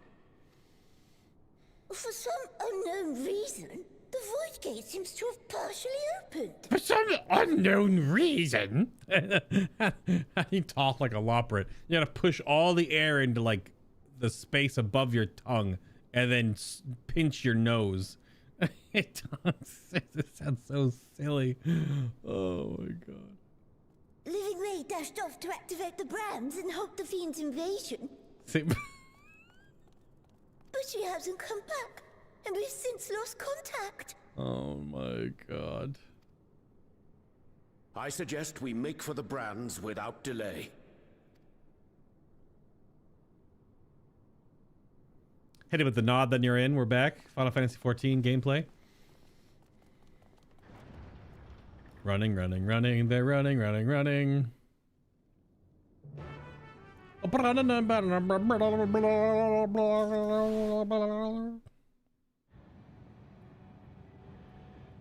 Let us go, my son.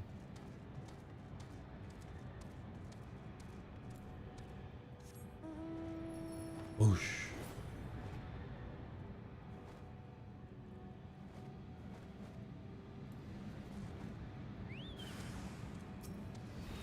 What the heck? Moon bombs?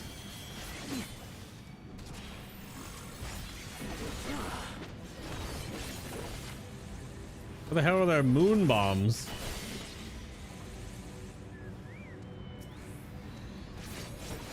Are bombs void sent? Am I learning something? Oh my god, the cast of Reawaken. Normal mobs.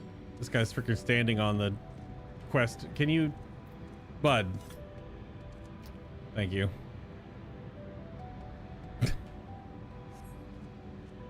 My valiant savior! I was so frightened I dared not move an ilm.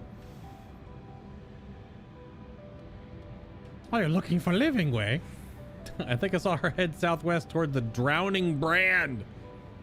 She had several slaughter bots in tow, but I worry it won't be long enough. Won't be enough for all the void sent. You better hurry.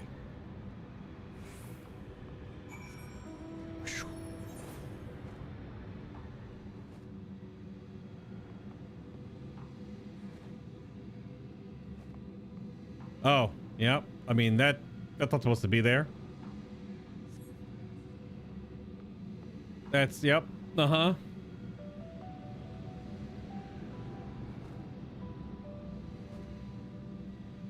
Zero is the reason you decided to start leveling Reaper, and then you lost all interest in playing the game. What the fuck?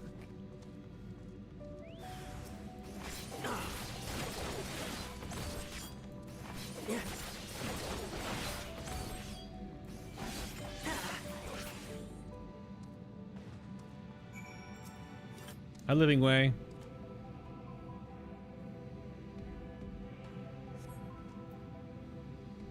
Where are your murder bots? I don't see your murder bots.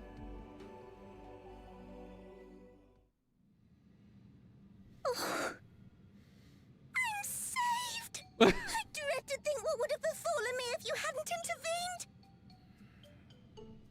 Hello. Oh, I was never in any real danger, of course. I knew you would realize our plight and rush to our rescue.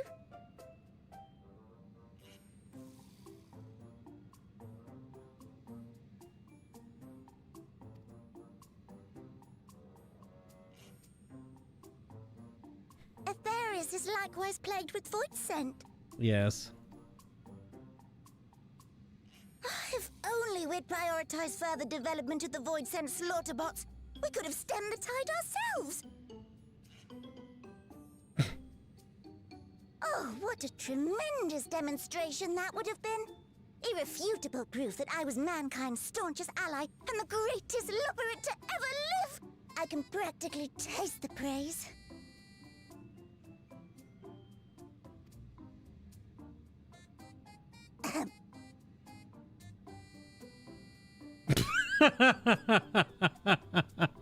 Okay.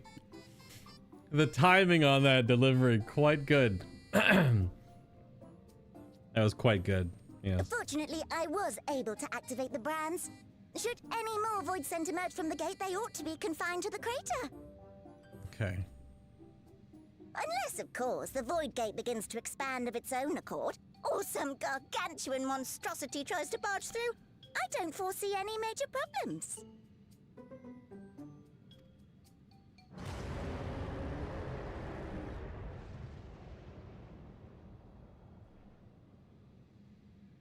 Oh, nope. We're doomed. There you are.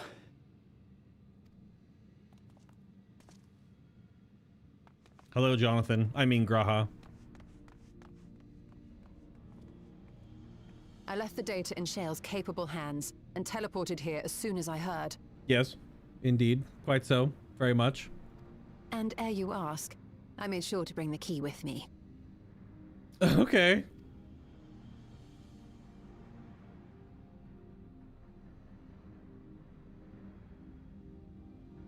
Then the real threat yet awaits us.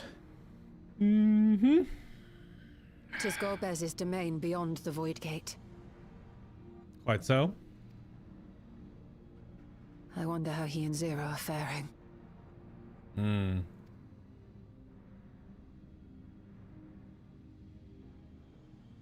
The reverse, the red moon. Mm-hmm.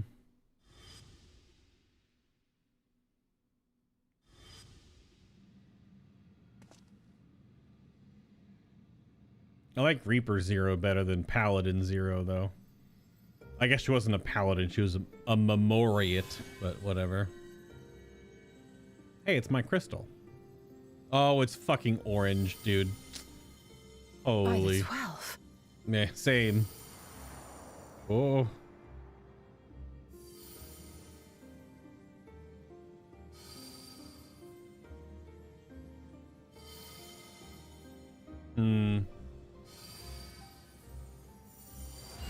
Uh-huh. Sure. My eyes?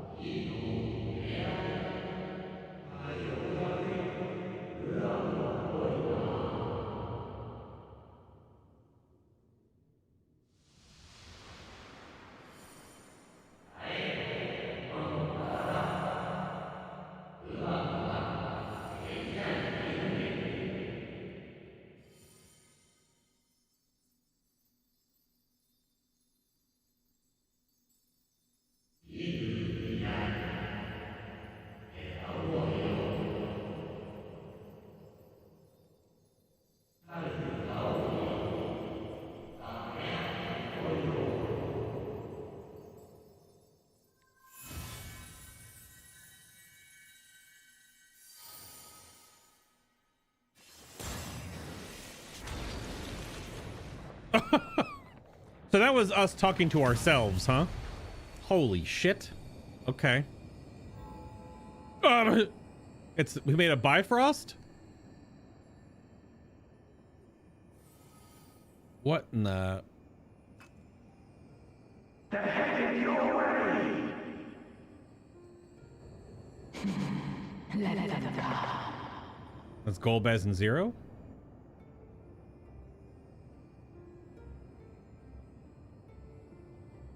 We just made a Bifrost? Holy okay, sure.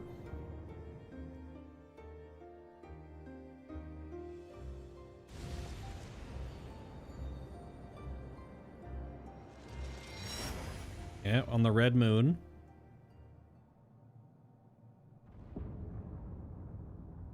Mm-hmm.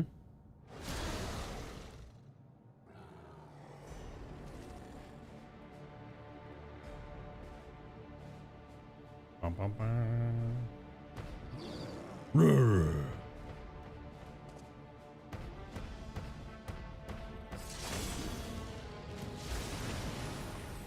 Hello, Zero.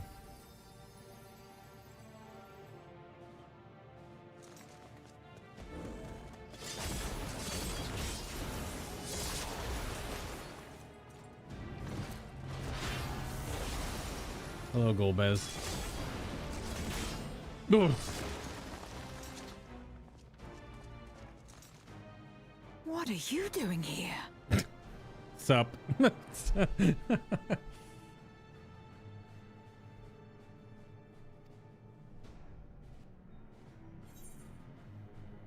A visit felt long overdue. No time to explain. No time to explain.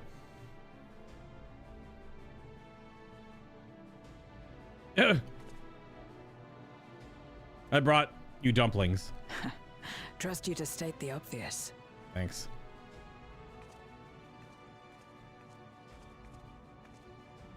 May as well make yourself useful. Oh. I look more of a void scent than she does, and she sheer is. size appears to have made it a tempting target. Indeed.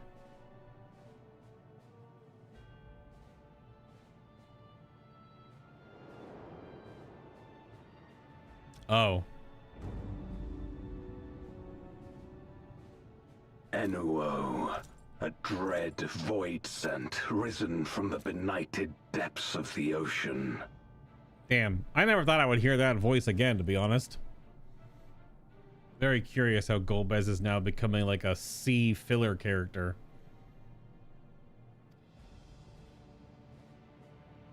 They kept to the confines of their domain while Zeromus endured. No longer, it would seem. Mm-hmm. And once they had discovered a path to the Red Moon, they wasted no time in making the journey. It's a thick boy. Look at that silhouette.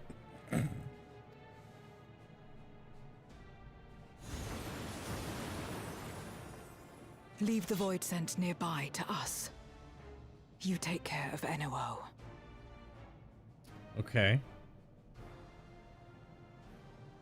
Sure.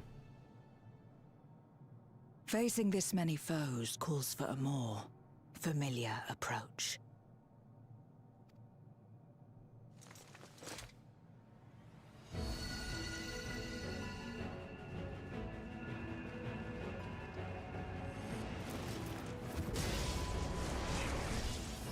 Yeah, there we go. What a fucking dork. Void Scent can change their form at will. Both light and darkness are mine to wield. Yes. Void Scent, Memoriate. Yep, darkness and light. She is a unique character. Besides, what better to purge darkness from the void than darkness itself?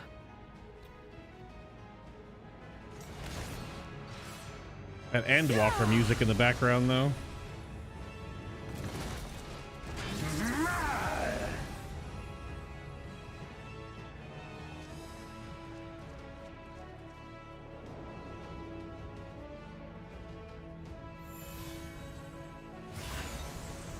Yep. Summoning ritual. Trial boss. Who dares face me? A mere mortal. Another large, echoey, void scent voice enters the chat. Hast thou come in search of power, renown?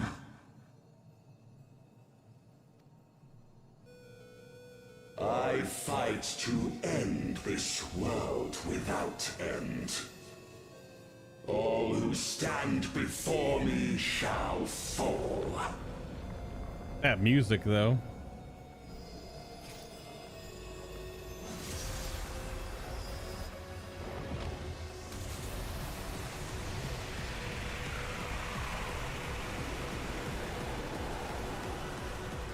Ooh.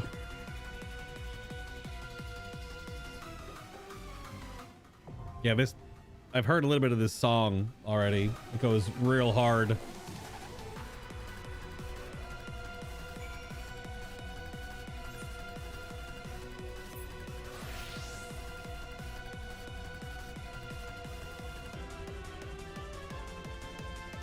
It's very old school Final Fantasy sounding.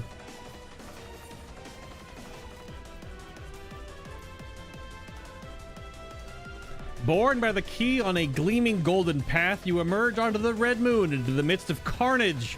Your faithful allies on the 13th, Zero and Golbez, battle tirelessly to drive back hordes of Void Scent, all the while watched by a sinister form in the dark. Wielding the boundless power of the void, the dread sovereign Enuo has risen from depths unfathomable. Deus Ex Machina villain.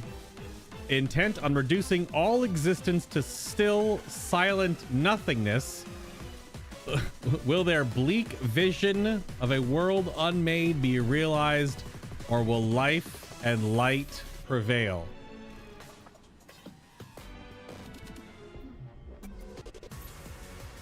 Let's find out in just a moment. But hopefully this queue doesn't take too long to pop. Oh god, the tentacles coming in the chat. yeah, tentacle emotes, that makes sense. Definitely has the back piece. But also this arena change.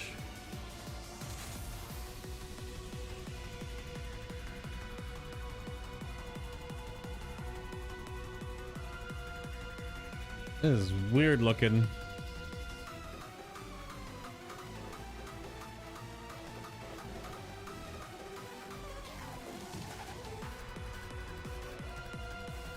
He's just chilling there.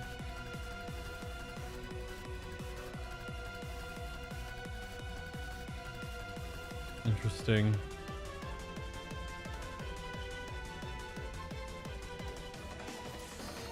There we go. Let's do this for real. Banana. The Unmaking. Random ass void sent wants to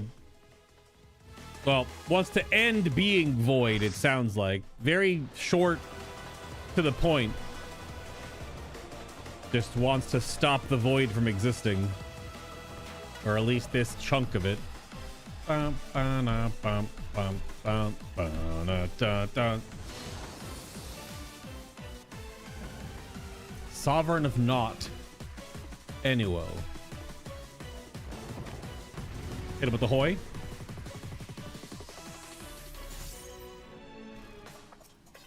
Ba-na.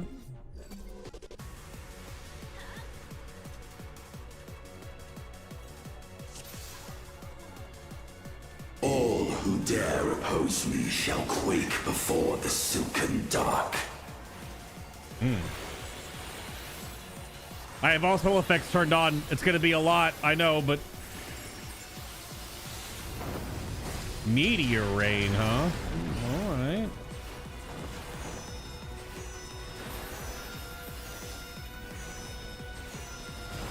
Oh, that's just a half room. Okay. The Void's power is mine to wield. Then it moves. Is it also a half room every single time? Perish. I'm assuming it's a half room again. Yeah. Didn't have a symbol or anything, so. Be still.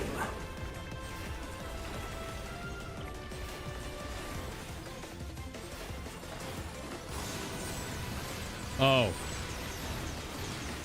The highest orbs go first. Okay.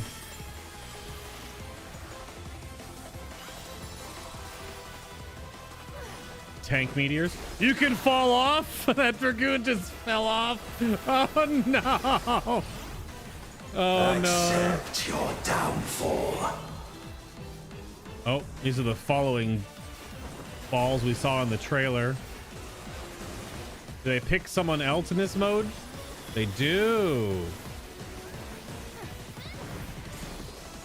Uh-oh. Well. Let's start resin, I guess.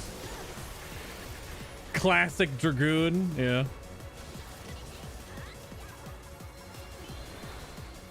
Oh, Red Mage got them? Yep.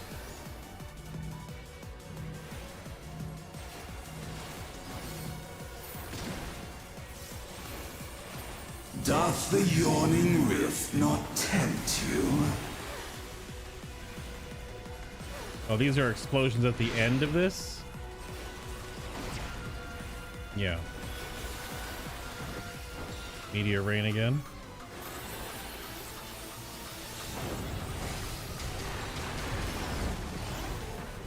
The void consumes. Naught will endure. His namesake? Downtime? Neither past nor future. Oh, we're getting like Zeromus Void Warp. What the hell is this?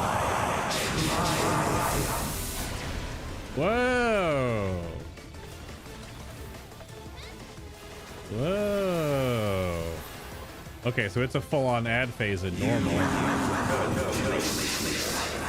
This room is huge.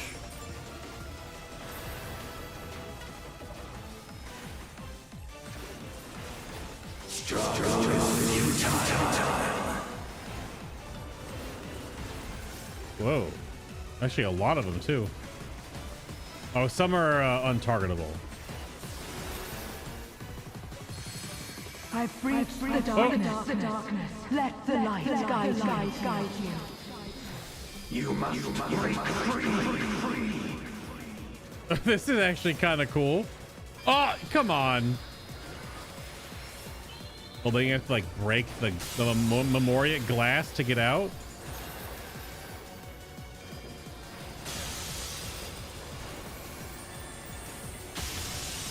Whoa!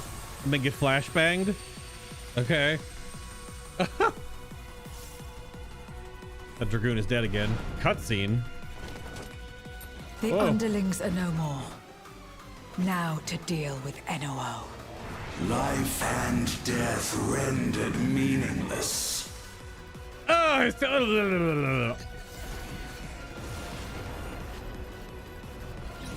that's actually, that looks fucking cool. Yo. Light, protect us. She's back to Paladin 0. I will not yield my domain. Oh. The power of friendship. Such is the power of the void. The power of friendship.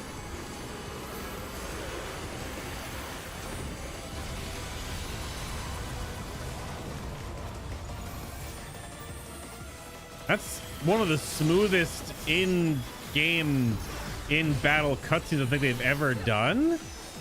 Oh. Away from the middle? Yeah, point blank. The void that was shall never cease to be. That was slick with it though. My power is absolute. All right. That was nice. So here? Okay. It was at him and then at the wall. Power is mine to wield. This Dragoon is just eating so much shit. So middle and out. Yeah. In the cleavage. Thus did all boundaries cease to be. Okay. It's kind of cool that Golbez is actually right there with us. That's neat. Behold the truth of this world.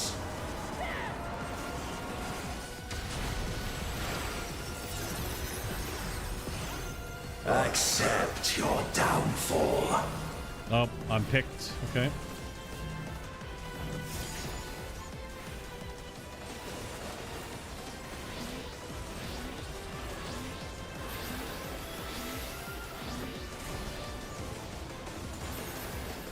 This freaking Dragoon just living on the floor. And the other Dragoon joins them.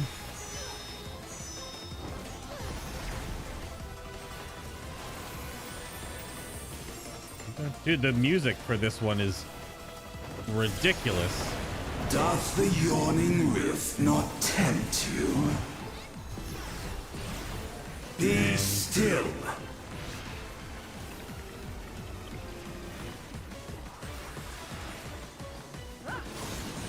The top ones go first.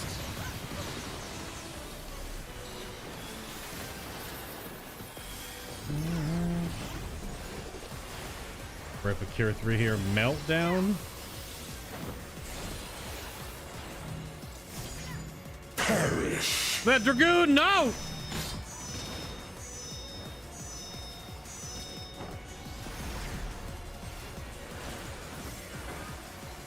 Pat Dragoon. Meteor Rain again. I have no mitt. Oh, I do, but... Doth the yawning rift not tempt you? Gotta overlay into vacuum here.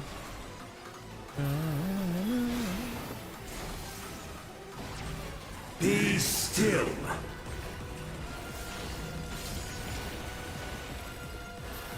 Top ones go first.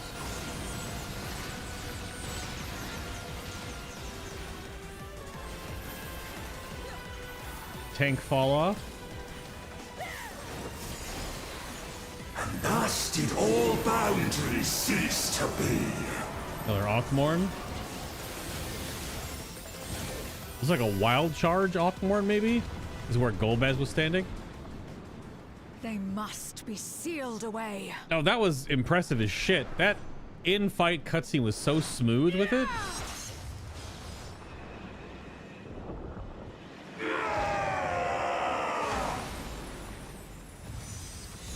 Yeah, she can Memoria crystal him. Yeah, okay. Yep.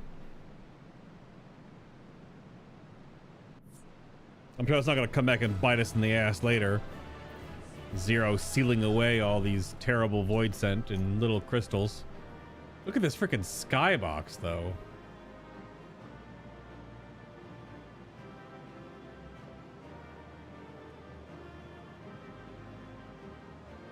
Damn.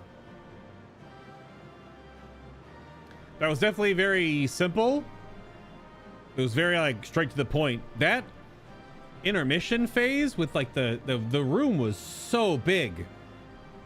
It's one of, like, the biggest battle spaces I think I've ever experienced in a 14 in fight. It was just huge. And get to run all the way to the end of it and in nothingness. Very, like, the dark space that 11 in Stranger Things goes to when she's using her weird psychic powers. Anything to say? Enuo's reign is at an end. It's over. I mean, we didn't know shit about this void scent, but Golbez was trying to, I guess, control all of this madness, but clearly there are just other void scent here on the 13th that are just being little, you know, grumpy lads, clearly. Cool. That was neat.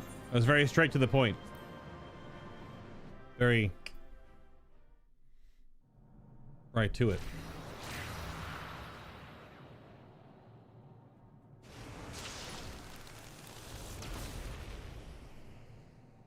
Okay, that seals the breach. Okay.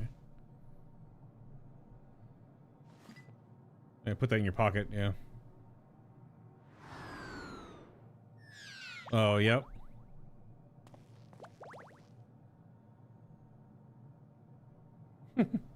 I'm glad you came. We would have struggled to face Enuo alone. Okay, well, fair enough. I presume you journeyed here to prevent more void scent from passing through the gate. With Enuo defeated, there are none left in this realm who pose a serious threat. I dare say the problem is resolved. That's only the beginning, Golbez. You know this. What the hell, dude? Alas, void scent have been emerging from fissures across the source, or have you noticed any abnormalities in the void? Both are valid. I'm gonna pose the question instead of the comment. Nothing comes to mind. Why'd you ask?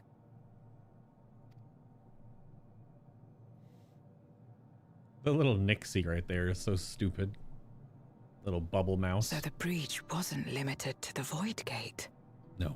For better or worse, precious little has changed in the 13th since Zeromus fell. It's weird talking about the fall of Zeromus with the guy that made Zeromus just standing behind her. But we kicked Golbez's ass enough for him to pull a Piccolo and be like, actually, maybe I'm stupid, and that's why he's a friend of me now. Have you noticed anything unusual? Giant metal man. I know not the reason events have unfolded this way, but there is, perhaps, an explanation as to why the Void Gate and the fissures opened. Okay. Here, in my domain, even the slightest change is keenly felt. When the gate opened, I sensed not the workings of some external force. Rather, it felt as if the barrier between our worlds was weakening naturally, moment by moment. until the two came to meet. And you think this weakening could be happening elsewhere? Tis a possibility. Okay, bud.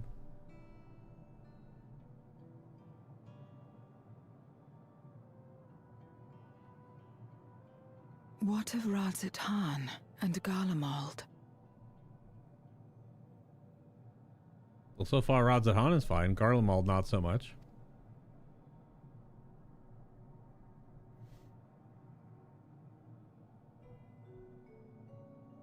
Eulus took mercy upon the interloper.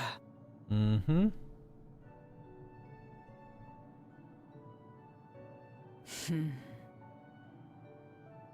Whether Void Sent or Garlean, we all share the same longing for home. Should we meet, I will gladly offer them aid. Please tell Eulus as much.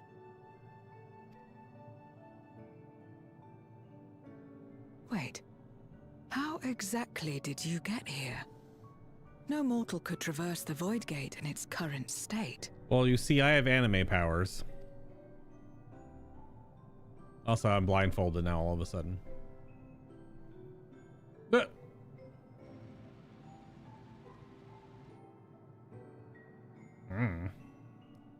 I made my own Bifrost.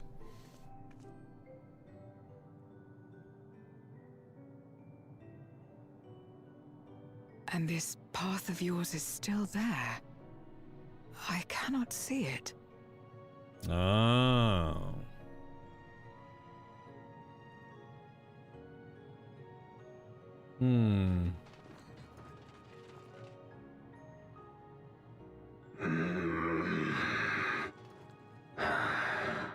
Nor does it reveal itself to me. Perhaps the path serves only the key bearer. Could be. So it is not a means to travel freely back and forth.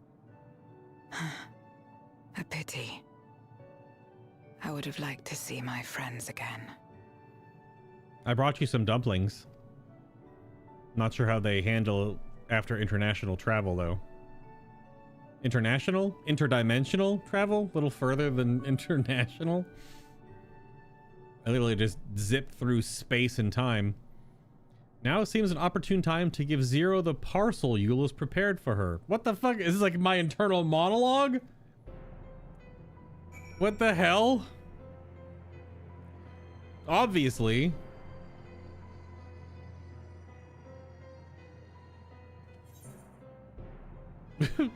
Is the red moon chunk is just like nothing, just giant blob.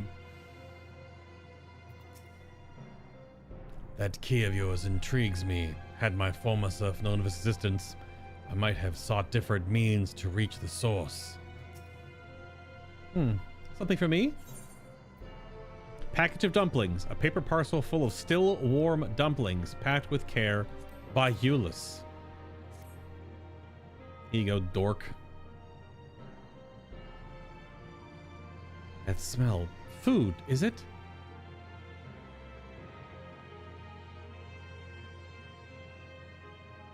I recall Eulus speaking of the dumplings his mother used to make. Thank you for the parcel and the fond memories. There's more than enough to share with Golbez. No, don't share them with Golbez! Now that he forgoes the ether of others, I'm sure he'll appreciate the sustenance. How's he gonna eat them? He literally is armor with essence of whatever he is. And he doesn't have a form that we know of. He is just the armor. What is he gonna do? Just rub the dumpling on? God. What? Does he actually have a face underneath the armor, or is it just the armor? Is he gonna take the helmet off? Helmet stays on. I sometimes wonder what the void would be like if culinary traditions flourished here once more, or whether it would suffice to break the cycle of mutual consumption. A heartening thought, if nothing else. The Void lives by eating other Void scent. Bum, bum, bum, bum.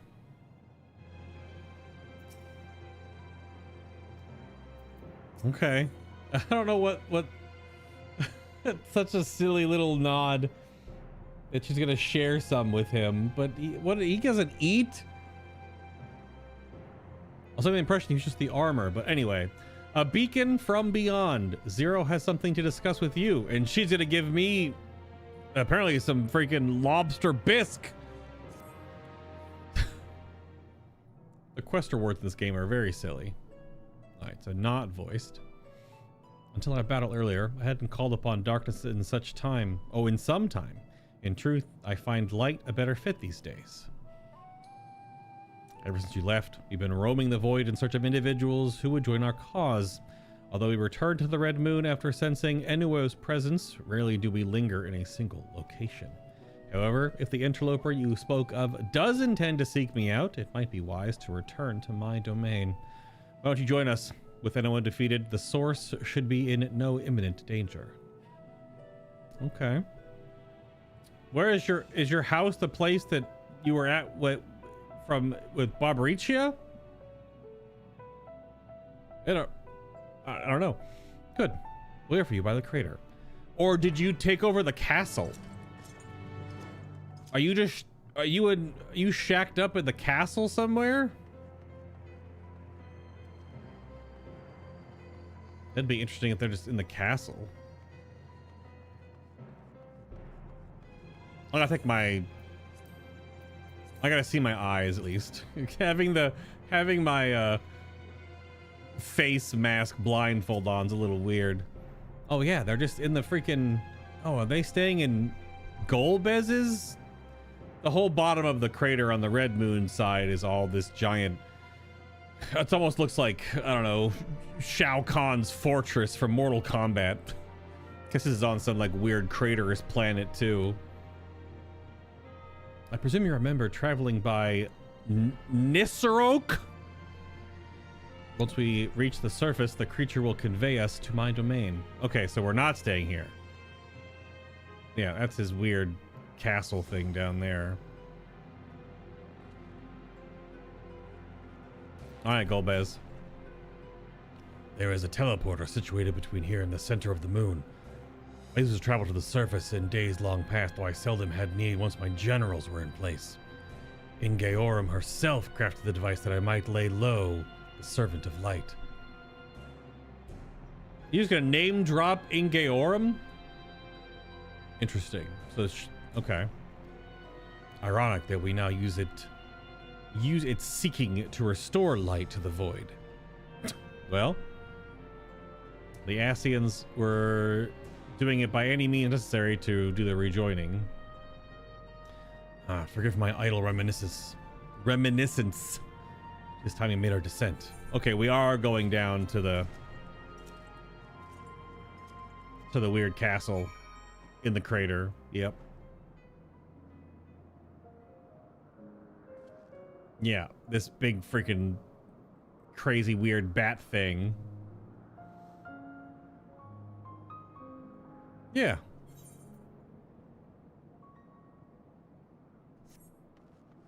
This is where Bobricia flew down on top of, I think, this building right here.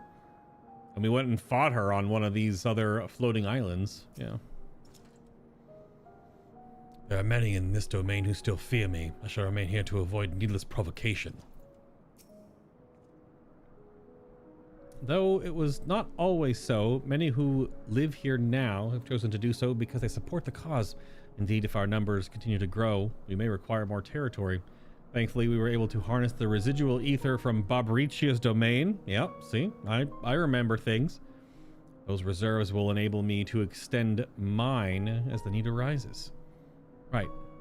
We had best prepare for our prodigal guest. Oh, our potential guests, rather, sorry. Join me in my abode when you're ready. Okay. Just a, you know, random ass freaking mind flayer. No big deal. Amiable void scent. Ever since she brought you to this domain, our numbers have swelled. We grow tired of conflict.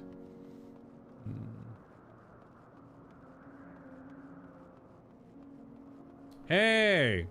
Do you think that's the eyeball blob that we made? That we helped form in the follow-up quests? Probably not. That one's probably still on Eorzea. Oh, this is one of the named guys from the cutscene, though, or the patch content. Golbez even stronger than Barbariccia was. I thought it was best to keep out of his way. That said, Farfallo tells me Golbez isn't so frightening these days. Perhaps he absorbed the will of someone less terrifying. It's a bunch of just little void sent in these little corners here to talk to. Well, I appear to have made a complete recovery after the ignominy of starving to death. Maybe my fellow Voidsent here can be trusted. Okay.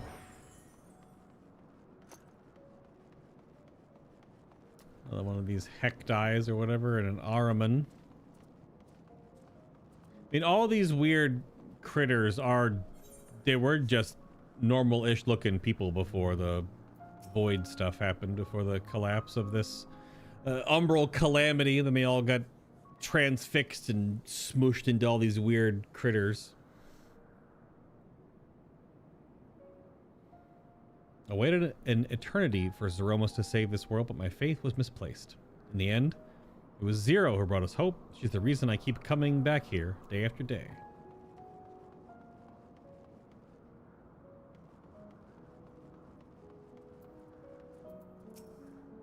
Leave me be. Zero is amazing. Truly, Golbez is equal in every sense. Okay, bud.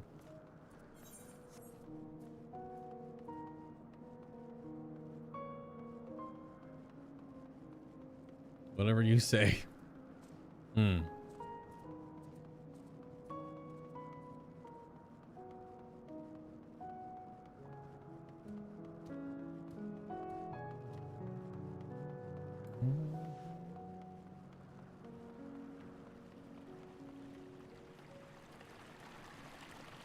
Sure.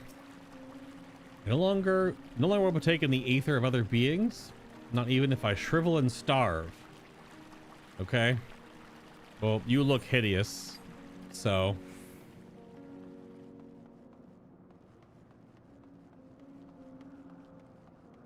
There's quite a lot of little area around here.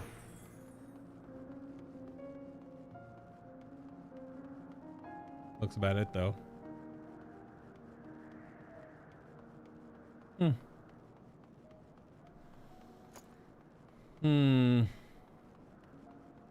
Very curious how all the story is gonna smush together, trying to bring some semblance of not falling into the oblivion of nothingness that the void has, that some of these fallen reflections have. Because there are other reflections that are probably just as bleak. We only know of a couple now. 13th, 1st.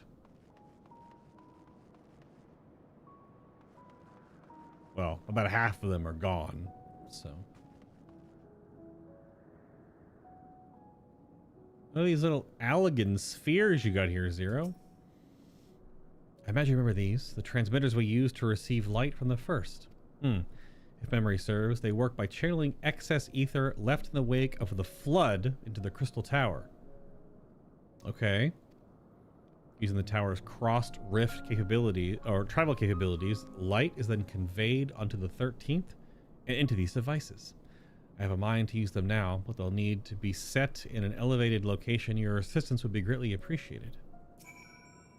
Using the transmitters in here won't suit my plan. We require higher ground. Okay, aether transmitters. We'll plop these around. I'll be right back, I guess. I had to run right back to where I just was, huh? Yep. Yep. The double explore. Wee.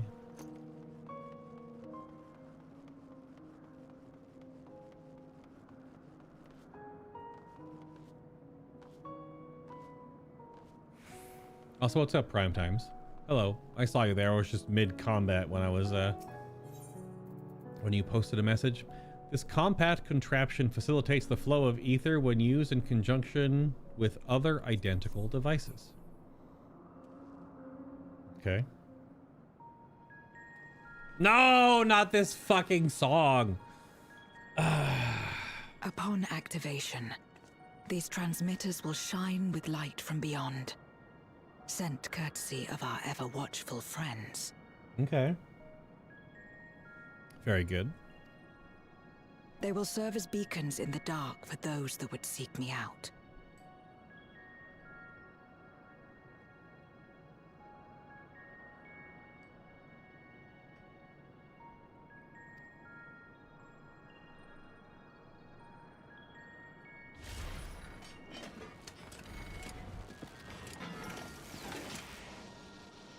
Sure.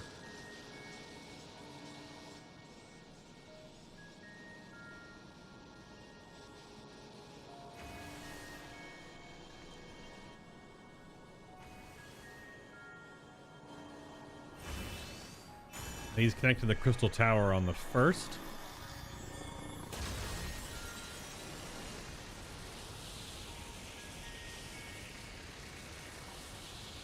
All right. Looks like they're sending, not receiving. Oh, there comes the dungeon boss with the feet.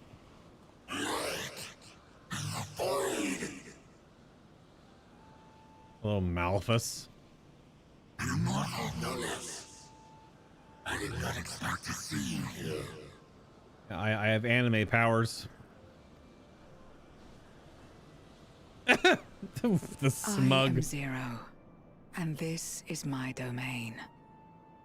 'Tis a safe haven for those who abhor conflict. Well, that guy has hands for eyes, like Pan's Labyrinth looking ass. So, Among those gathered here, many aspire to restore this world to how it once was. Such a thing is possible.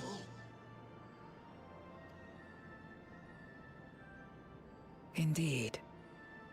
Though how long the endeavor will take, I cannot say. probably about 2-ish months from now, and then 7 months from then, and then about 40 hours. But for those of us abandoned by death itself, what do we have but time to try, and try again? Very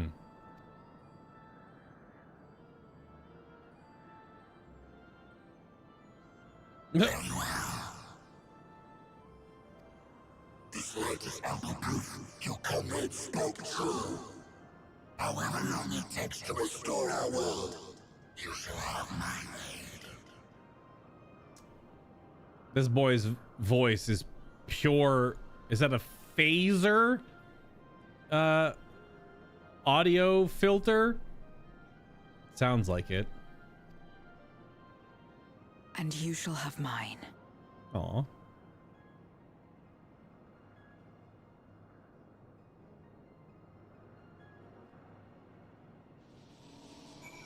Okay. I still don't really know the conceit of just because the void gets shot with some light energy now and then, how it's gonna reconstruct their world from not just being a bunch of floating chunks of nothing. We'll find out, I guess. It would seem Ulysses' intervention has helped me forge a new bond. Thank you for bringing word to me. I gather you'll head home sooner rather than later?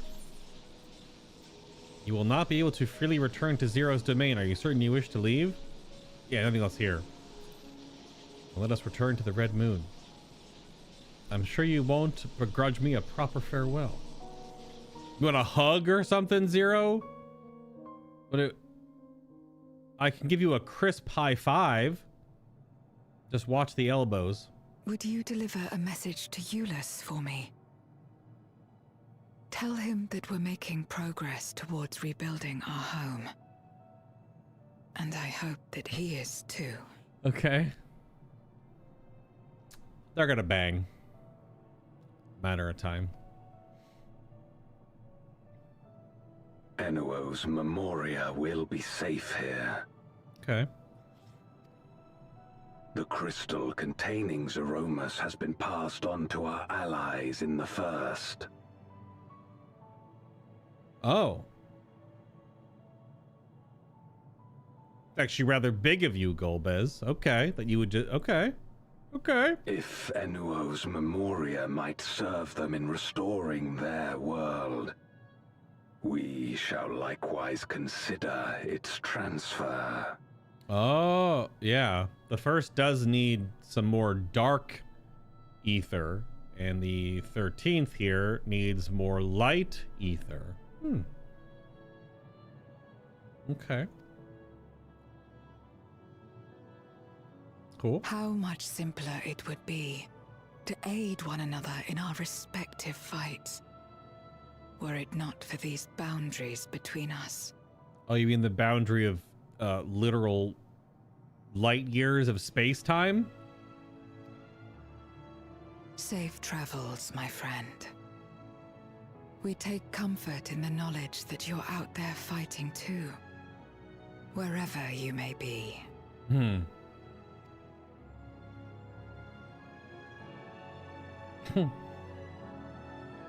Okay, bye for now again. I'm just gonna Bifrost out. See ya. And they don't see that orange portal. They don't see that. They just saw me walk and then like delete myself walking against nothing. Because they can't see that energy. Okay, no sure. Luck, I'm afraid. It appears he's not in Mare Lamentorum. Are they looking for me? I'll be right back. Yeah, they watched me get spaghettified. Alize Mage. Oh. Our cat boyfriend is worried about us. I'm right here. What's up? Hi, I'm back. I Bifrosted. I'm just like walking in. Wait. Is that? Yes, Jonathan. I mean Graha. Hello.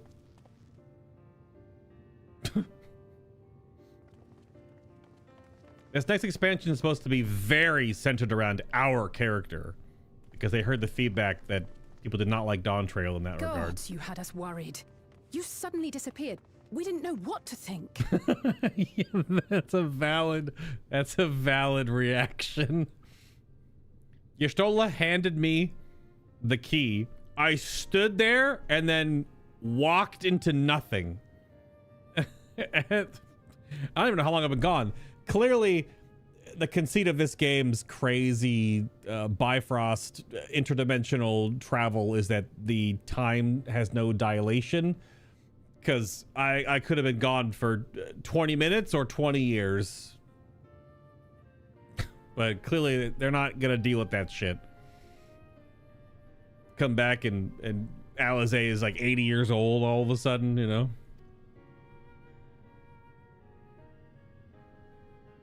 Like Interstellar.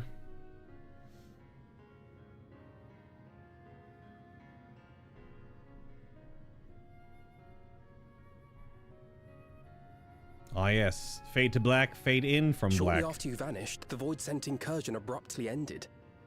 Oh.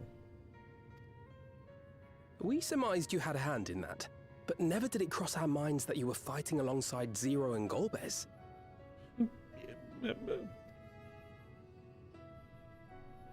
This golden path you said you traversed wasn't visible to us either. Oh. Yep, so Golbez was right. Only the key wielder can see the Bifrost. Which makes it even more of an ancient I didn't say anything after the cutscene. So yeah, well, I may have said that was us talking to ourselves, right? The ancient dialogue when the key was creating the Bifrost was totally just ourselves talking to ourselves. Like ourselves from the very distant past talking through their crystal, which is ours, to ourself, whatever. Fucking anime. Nor did we hear a voice. Ethos. Might this be the key's true name? Yeah. I mean, we held out the Azim Stone, and I guess Ethos, this white auracite looking key thingy here, reacted to it, and it snapped open the Bifrost, yeah. While many mysteries remain, for now, I am glad to learn the state of affairs in the 13th. Golbez's suspicion that the barrier twixt worlds has begun to weaken. Yeah. 'Twould certainly explain the surge in fissures manifesting in the source. Right. Yet what could be behind such a phenomenon?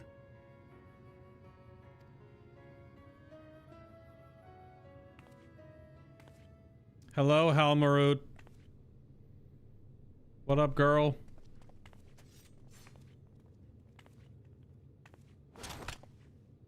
And who might you be? Not a void scent, I'd wager. Okay, Thancred.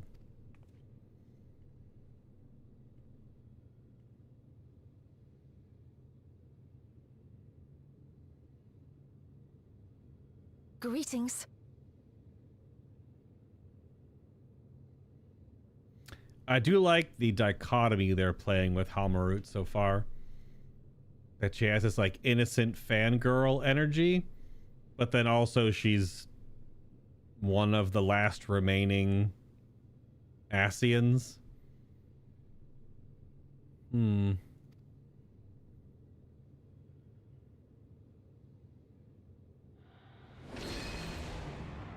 Yeah, right to the point. I am Halmarut of the Asians. Damn, right to the fucking point. Holy. We are your sworn foes, I know. But on this occasion, will you not put away your arms?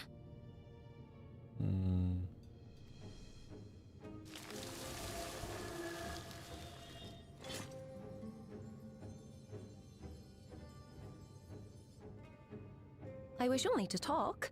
Yeah, she has creation magics or something. Okay. I love her accent. The little twinge she has.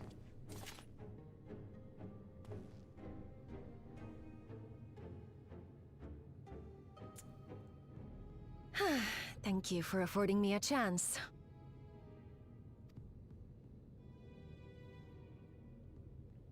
Bereft of the Unsundered, we were under the impression you and yours no longer had cause to continue your activities. That you should reveal yourself at this juncture. She just like walked up like, hi. I assume you are the one who bestowed Calyx with the knowledge of summoning and the reflections. I wonder what she looks like to Y'shtola. How dense her ether must be. Yes, that is correct.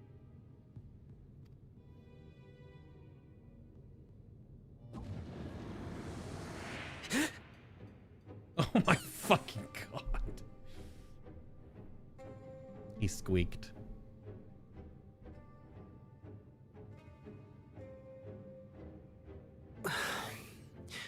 Was it necessary to reveal my present form as well? It's funny, yeah. Calyx. So he succeeded in transferring his memories after all.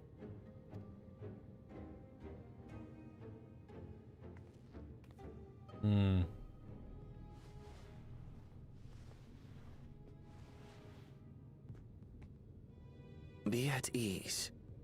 Even were I to occupy a combat-oriented vessel, I would not have the ability to defeat you.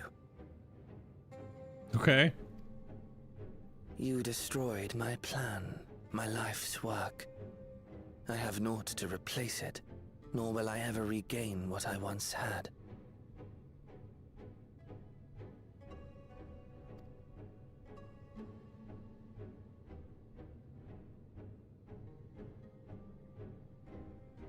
If you wish to speak, Halmarut, will you not tell us what it is that you hope to accomplish? No.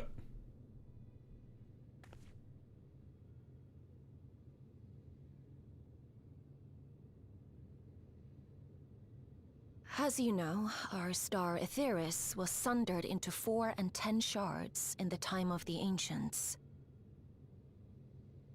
Uh-huh. Interesting way to say 14.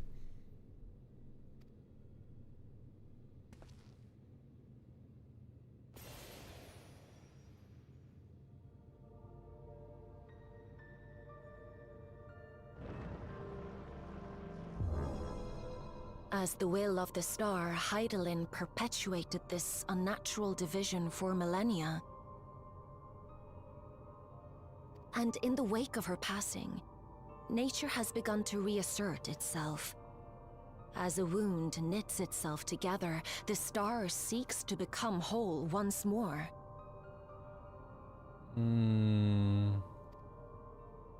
Yes, it seeks to rejoin with all of its shards.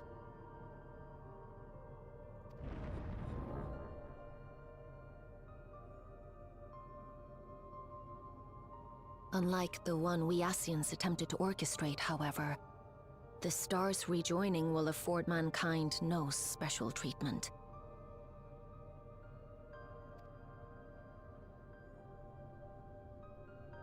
All life and matter will be condensed into a single whole and remade for a new beginning. A complete rebirth.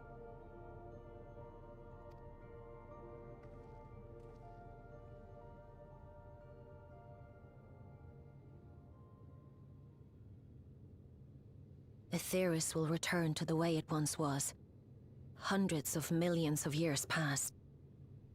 To a quiet and peaceful time. Long before the light of mankind was kindled.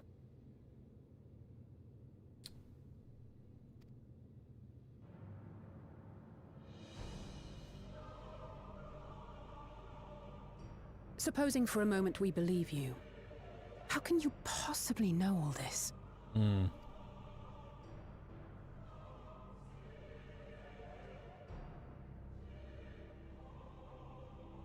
It is an inevitability that I have foreseen since time immemorial. What? A future that awaits should creation be freed from the influence of Hydaelyn and Zodiark.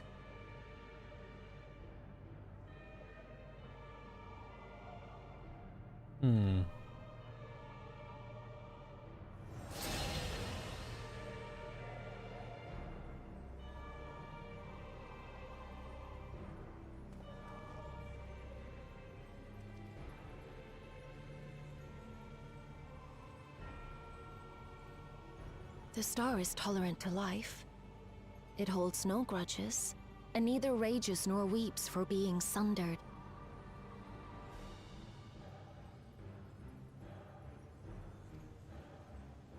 Yet by the same token, it is indifferent to life's survival. No amount of devastation and death can compel it to stop the wheels of creation from turning.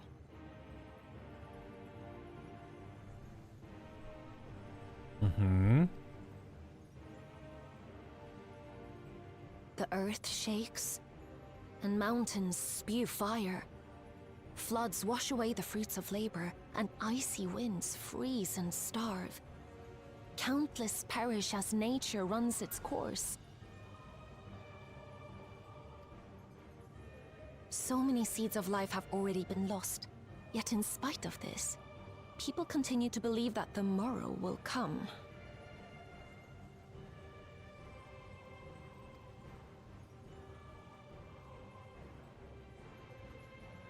But it will not.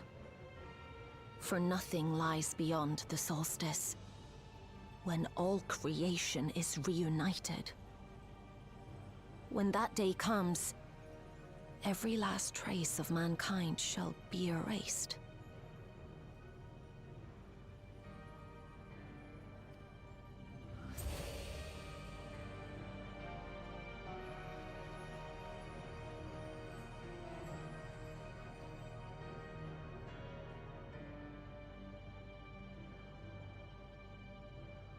I cherish man's journey.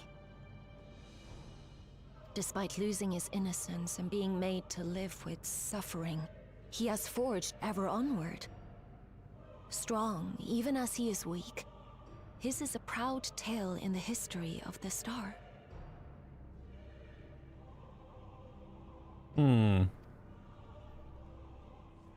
would be a shame for that tale to end. For all to wither and die, when some might yet survive. Would you not agree?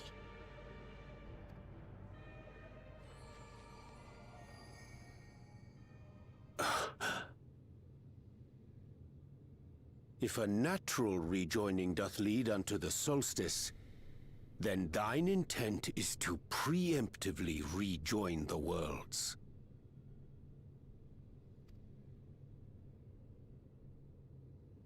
Correct. It was for this very purpose that Halmarut recruited suitable collaborators from the Reflections.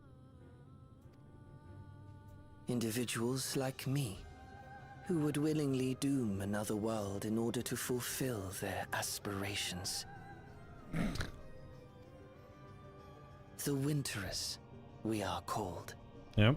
And if you and yours seek to protect all life, then sooner or later you shall have to contend with us.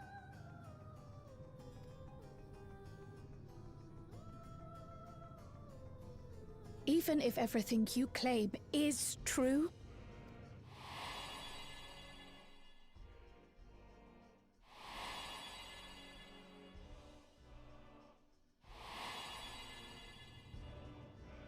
what you've done, Calyx, it's unforgivable. I do not ask that you be pragmatic, nor do I seek your approval. Given your familiarity with other reflections, 'tis only natural that you are averse to our methods.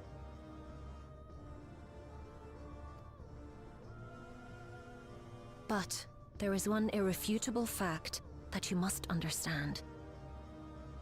Should we take no action at all, the solstice will come, and no one will be left alive. No one.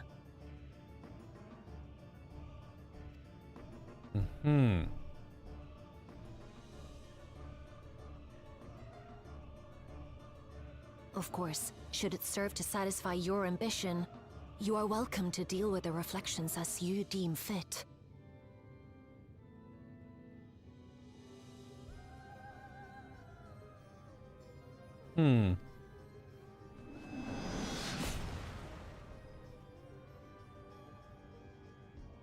What the fuck? Like the pariah and wanderer who satisfied his own when he brought the star to the brink of ruin to face you. Why does she have Xenos's gun scythe?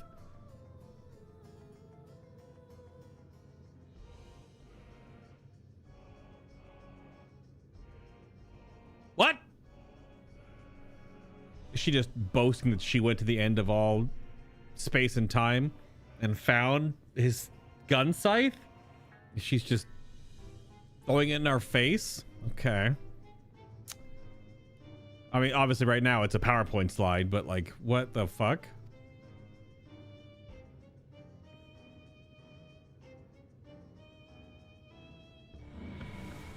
Wait! She's just leaving it there? Oh, never mind. There it goes.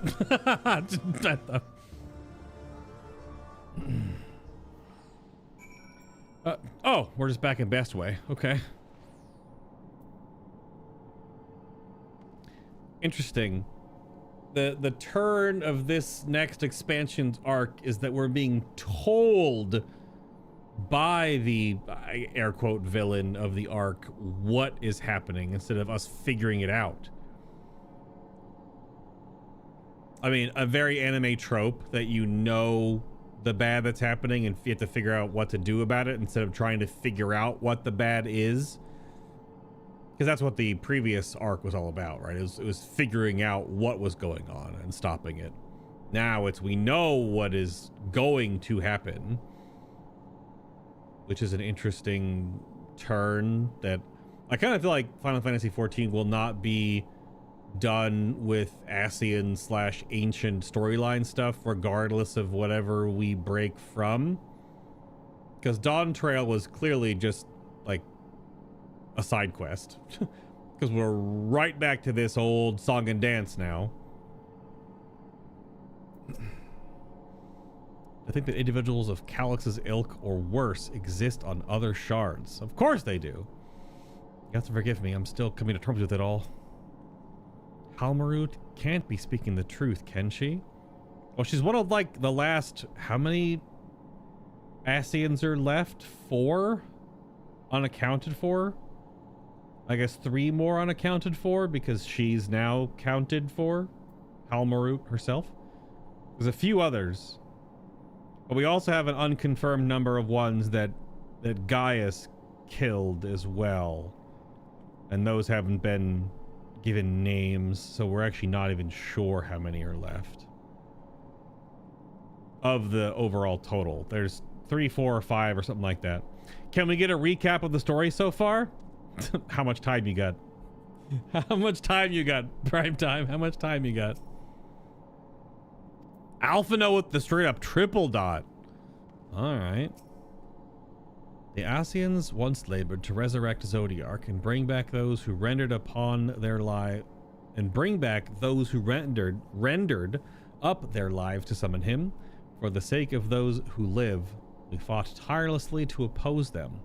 If Halmarut doth truly seek a rejoining to avert this solstice, to ensure some survive when otherwise all would perish, then our interests are not so desperate.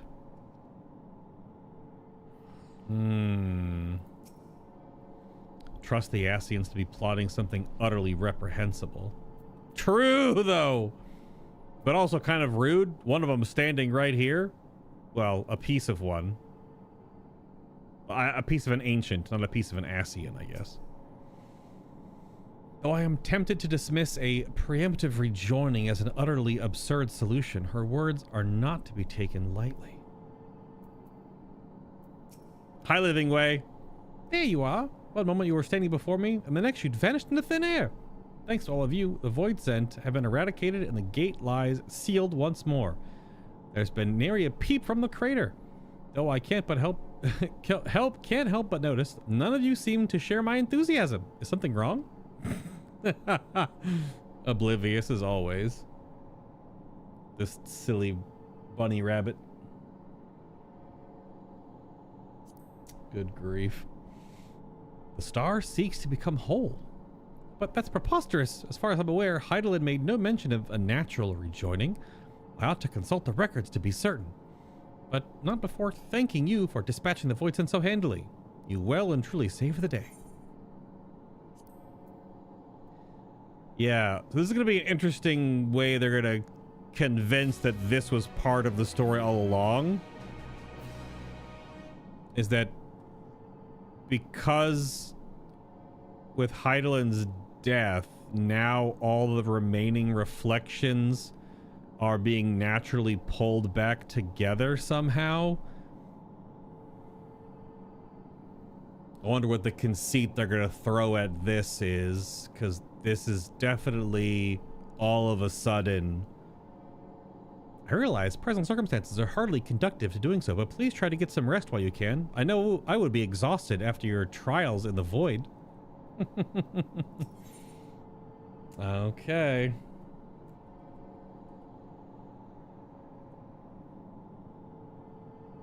Trail to the Heavens. Final quest of this part of the 7.5 MSQ. Alphino continues to grapple with Halmarud's disclosure. What a cool shot. This is the moon base. And then Atheris. The implications of the solstice and the winter's schemes, as well as our approach moving forward, will take some time to consider. To that end, I believe we should all gather and speak in person. Well, what is this right now, Alfie? And by we, I mean all our fellow Scions. Oh shit! We're getting the band back together! For a change of pace, why don't we convene at the Rising Stones? Fuck off, dude. If she said, let's go back to the Waking Sands, I would have maybe lost my goddamn mind. But the Rising Stones, okay. I'm sure Totaro and the others would be happy to meet us there. A fun idea in many ways. Our return is long overdue. So much for the Scions of the Seventh Dawn being, you know, dismantled and retired. How long did that last? A couple of weeks? Oh no. No doubt we could all use some respite after Garmal, but I trust there are no objections. Let's do it. I mean, we're only missing a few people from the overall group. To settle then to the Rising Stones. Yeah, we're only missing a few more from the whole group. Rest assured, we will do all we can to support your endeavors. Yeah, I want you to give me all of the information that you may have had with your communications with the Mother Crystal, and you let me know if any of this is all of a sudden a new added retcon to the whole story, because this shit was nowhere in the previous lore and story of this game. This is all sudden.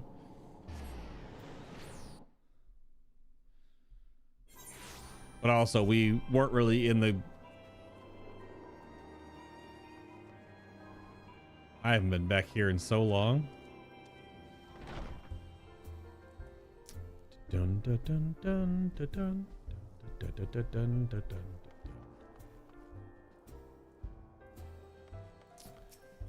Okay.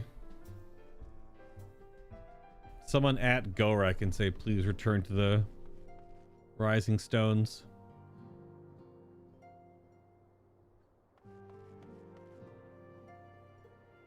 Yeah, so like, we're only missing, what? Astinian. Tataru, who I'm sure will walk in just a moment. And maybe some of the B team?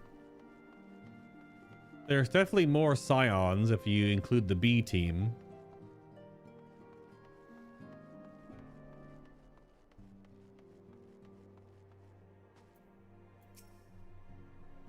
There was much and more to take care of in Garlemald. Even after tending to the wounded, I shall be sure to share my full report with Ojika. It's a pity my stay in Tural came to such an abrupt end. I should like to make arrangements to remain in touch with Shale. It was like a lifetime ago that I set foot within these walls, though given we've all experienced a lifetime's worth of triumphs and tribulations in the interim, perhaps that is only natural. Since leaving for Tural, we've been almost constantly on the move. It feels good to put my feet up on familiar stamping grounds. In spite of time vicissitudes, some things endure. This sanctuary is surely among them. Sounds like this, the company of friends is all the more precious. Nary a thing has changed since we last gathered here. No doubt Taro is chiefly responsible for the prevailing state of tidiness. Speaking of whom, she and a great many of our comrades are en route. Let us wait for them a while longer. Yeah, who else are we bringing in? Like, is Rauban about to roll up? Is Nanamo about to roll up? Like, those aren't the Scions, though, but how many, like, other...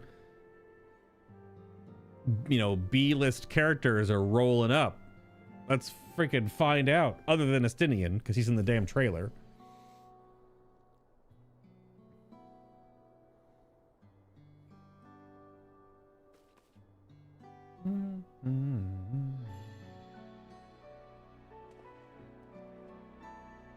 Let's find out, shall we? This was the slow walk, Oriange. Long it hath been since last we gathered here. Oh no. Speech. Though our order's dissolution was indeed in name only, thereafter we did largely operate independent of one another. All of which is to say, full glad am I to stand in such esteemed company once more. Needed an outfit change, Oriange. I'm sorry. But you do.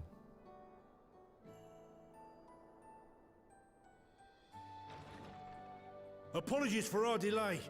Okay, there's Hori. He's part of the B team. Yeah. That's like the whole B team.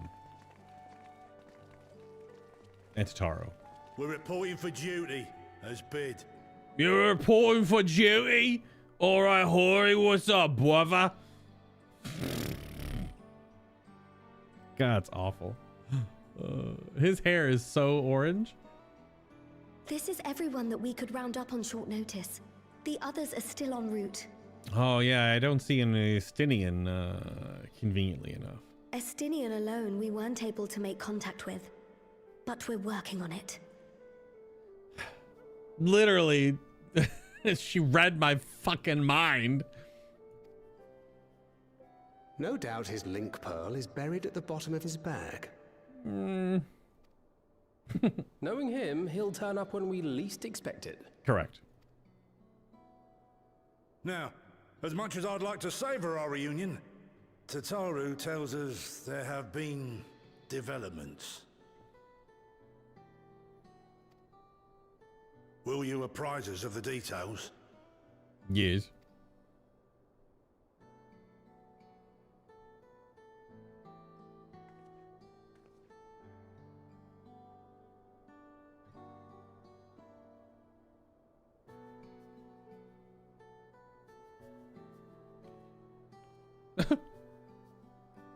Not a fade to black sequence. Interesting.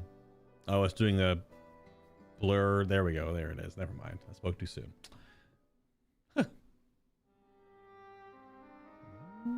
All this old music. And the solstice. Yes. The veracity of Halmarut's claims remains unclear.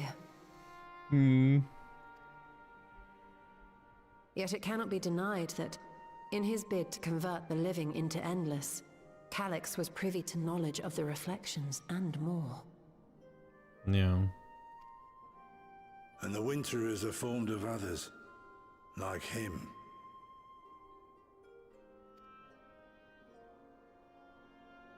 In light of the recent Void Sense incursions, I believe it would be wise to treat the solstice as a genuine threat. The problem is how to deal with it.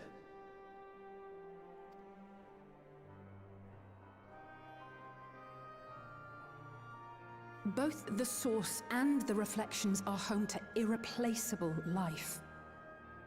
I would protect them all if I could. But if doing so means ushering in complete annihilation,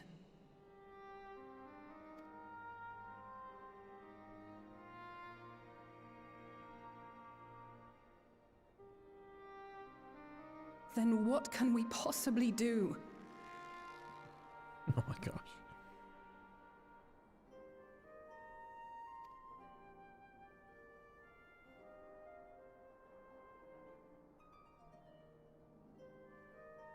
I wonder, was Hydaelyn aware of the solstice?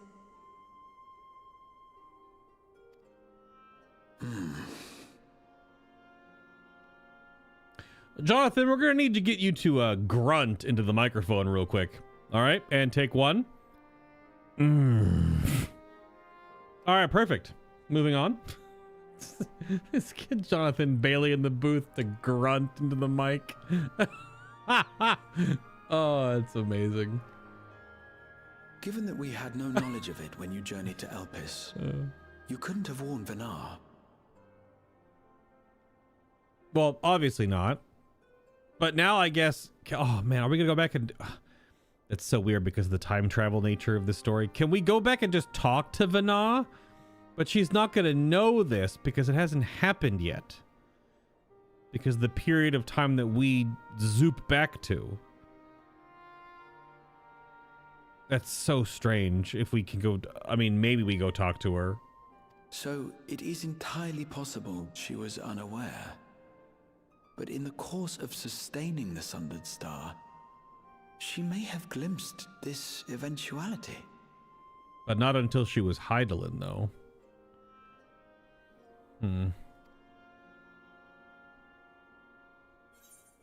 Sorry, if you're not following along with all the story, and maybe I'm not following along with everything exactly correctly, there's a lot going on in Final Fantasy XIV. The main story is quite dense. So it's a lot of story.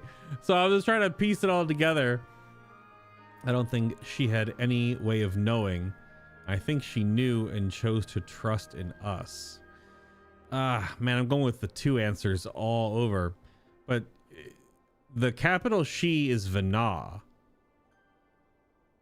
Unless it also, because that's what Graha was talking about, was Vana, not Hydaelyn.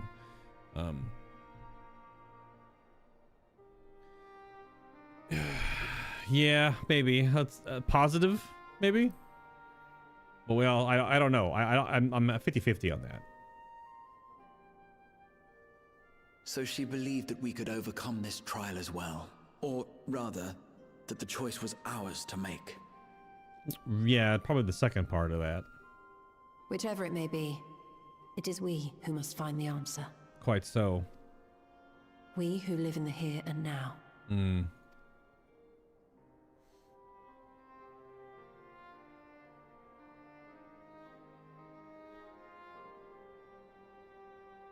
Perhaps we could take a recess? Oh, I dare say everyone could use a rest. Yep, see y'all in 2 months.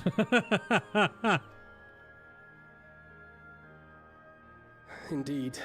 We have ample food for thought, and it would be good to catch each other up. Especially if they're going to try to roll the B team in together. We've only done a little bit with them.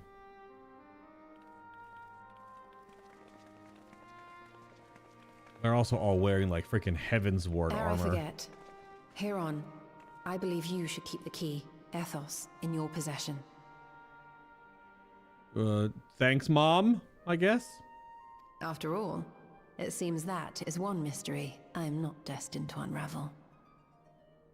Well, you didn't hear my past self talking to my present self in a different language that I understood because it's also me in my own head, and then I bifrosted across all time and space to travel to a shard of my planet that one of the god entities of the original Only Peoples shattered into 14 pieces of itself. Sorry, I don't know. Want the spark notes for the Final Fantasy XIV story? I'm being hyperbolic a little bit, but also not exactly. Oh shit, this fucking game story, man. Thanks, Y'shtola. Thanks. It's a weird way of Y'shtola basically saying and accepting part of what our character is, too. That was a subtle way of her saying that she can't do what we can, or figure out what we can, because she's just a human. And we're a shard of something much more than that. Well, we're two parts of it. We are technically... Well, I guess technically we are... How many rejoinings were forced? 6... 8? I have to go look at the wiki on how many forced rejoinings have already happened. Maybe it was 7? It was 7 or 8 of them, or something like that. And then we smushed back together with Ardbert in Endwalker, so... Or in Shadowbringers patch content. This latest development is indeed a shock, but I'm heartened to see not a single face clouded with despair. Help propel the Voids and incursion in Lapis Manalis, fighting off fiend-controlled Galatea? Galatea? What the hell is a Galatea? Some monster creature robot? Something I won't rush to relive. And it was nevertheless good training. Hello, Hori. Cloudnet and I remained in Corvos to monitor the situation among the Garleans and the Corvosi. Though seldom smooth sailing, in time the region settled and we were able to return.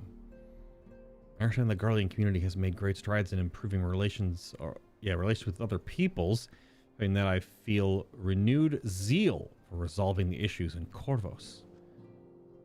Then perhaps you'd like to hear more about the Garleans' accomplishments from me and the twins. It might stoke the fire even hotter. This makes me really wonder too, like, where are they gonna bring back? Because clearly all the new zones we're going to, there's no Mericidia in all of it. How are they gonna leave this powder keg of the dragon continent just sitting there? I guess maybe until later, I suppose. Because wherever the hell we're going in Evercold is a reflection that is covered in a umbral calamity of ice. Or at least some of it is. Just trying to put together some dots here. Don't worry about me. I'm sure you've got plenty to discuss with all these old faces. It was by no means an easy decision, but as the solstice is now our paramount concern, Alizé and I have opted to formally withdraw from our efforts in Garlemald. After all, anything we can do to protect our world will also serve to keep the Garleans safe. Ulyss and his comrades have already worked towards a brighter future for his own accord. Honestly, I am more worried about us. It's so difficult to see a path ahead, but hopefully we can get through this and return to Garlemald with our heads held high one day. Indeed, in the meantime, let us prepare a letter for Ulyss and the community. We mustn't let despair stay our hand. Oh, okay, twins, you keep doing what you're doing. It seems our colleagues have much to catch up on. Oh, much to catch each other up on. I shall have to brew some tea. Tataru is ever considerate, the considerate facilitator. Grateful am I to refrain from weighty discussions and simply converse with old friends. Man, it's so hard to read Oriange, Old English. After Oriange and I went off on our own, we decided to spend some time exploring Jacques Tarral. We never had a chance to visit during the Rite of Succession, you see. Yeah. We journeyed east through Lau Zeniheta. Lau Zeniheta? Where is that? Before heading across the coast to the frigid northern reaches, where they revered a storied beast of the sea. The excursion only served to reinforce just how diverse Tarral really is. We've also met with the Hualaki, though we had not the time to study their arts at length. We are privy to several intriguing demonstrations. But that we could have indulged our curiosity further and traveled yet more distant lands, for better or worse, pragmatism tempered our wanderlust. Suffice to say, we still have plenty to see of the continent. I should very much like to return, given the chance. Okay. Hearing our comrades' tales reminds me of the efforts to master pictomancy. We've all come so far, striving so hard. It's 8 plus Ardbert. Yeah, so 8 plus Ardbert. So yeah, we're 9. Our character is 9/14. Yeah, okay. Even after discussing the revelations concerning Calyx, there's a great deal to share. It is difficult to know where to begin. Hello, Ochre. Haynor and I were training in Gridaniel and Voidson attacked the Twelves Wood. Thankfully, we were able to fend them off with the help of the Twin Adders. When I heard the invasion had already spread across the star, I realized the gravity of the situation and ordered a confidential report sent to the other Scions. That's why Tataru was so quickly appraised. Thanks to you, we were able to make haste for Garlemald. While circumstance and duty may keep us apart, we remain bound by common purpose. Indeed. May that purpose continue to guide us, that we stand together once again.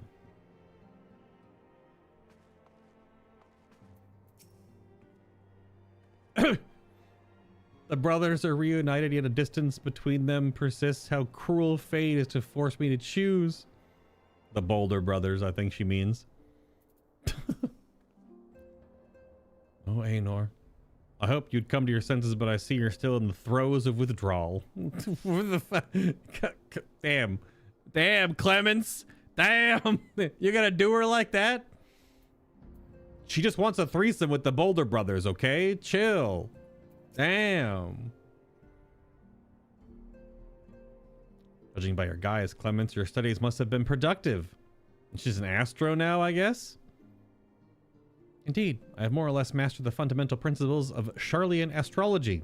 At one point, I considered exploring other healing arts, but decided to persevere with more focused training to better leverage my skills on the battlefield. What level are you? You level 100 yet? I don't think I'd be much use in the battlefield these days. I can scarcely hold my bow steady, let alone hit a target so sorely bereft of brotherly ministrations as I am. Told you, see? Damn it! And or just tell them. So sorely bereft of brotherly ministrations as I am. Girl.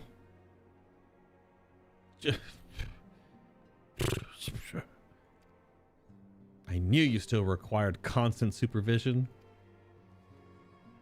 You two haven't changed in the slightest. It makes me wonder how our colleagues that couldn't join us today are faring. Dude, girl is just down bad, okay? That's like the one through line that I remember from the times that the B team has been a part of this. I think it also might be a little just like headcanon and not what the actual translation means. But also, like, she just likes the big brothers. Wink, wink, nudge, nudge, eyebrows, eyebrows. Seems everyone has much and more to discuss with one another. Anyway, you're overdue for a proper break. The peace and quiet will help you think. Feel free to make yourself comfortable in Dawn's respite. All right, cutscene me.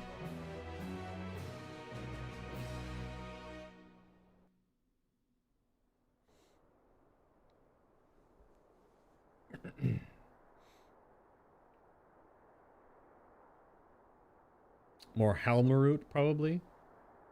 Oh, me. Oh.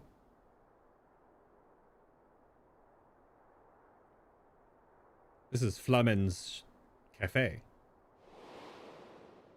Of course, should it serve to satisfy your ambition, you are welcome to deal with the reflections as you deem fit. Yeah, that's the people misconstrued part of the translation from the trailer, saying to like unite the stars onto one. Is people thinking like, oh, we're gonna go do the rejoining ourselves now. But that's not the connotation that I got from it. I got from it was to balance them all in a way that they can all be united to one, like to the source, but not rejoined, but all have the proper, I mean, even the thing with Zero. Some worlds need light ether to balance out the dark, or vice versa. Like the first needs dark to balance out the flood of light. If we were to unite all of the remaining shards, of which I guess there are only 6 really, right? To have them all balanced to exist and not be pulled forcibly back together by this solstice, she is saying. I feel like that's the message I got from it, and this is what she's literally telling us. You're welcome to deal with the reflections as you deem fit. It's a very interesting way to have your antagonist stare you in the face and tell you this. That's the interesting hook of this next arc of 14, is that we know what is going to happen. Like I said earlier, very interesting. Like the pariah and wanderer who satisfied his own when he brought the star to the brink of ruin to face you. Yeah, I know. I saw some... Is Xenos coming back? Crap on like socials and whatever and whatnot. I think she just has... It's also maybe not even really his gun scythe. It's also possible that it's not his gun scythe. She's just using it to get to us. Like... Finger I detest sphere evenings us. such as this. too bright, too stimulating. The mind distracted by the inconsequential. Why is Calyx up here? What the fuck?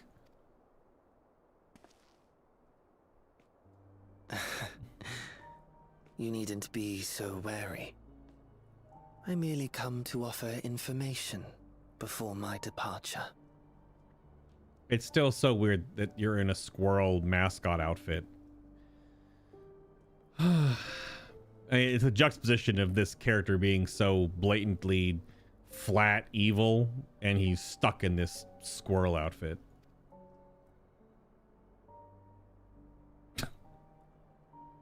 Halmarut and I will soon cross the rift to observe the enactment of another Winter's plan. Okay. Our destination is the fourth. Yep.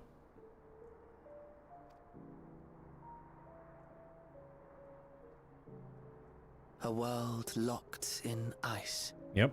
Whose lands are blanketed in thick clouds. In order to survive, man has fled to the skies, using great magics to establish new civilizations. Ah. So all those places we could have seen in the keynote are all floating continents, so to speak.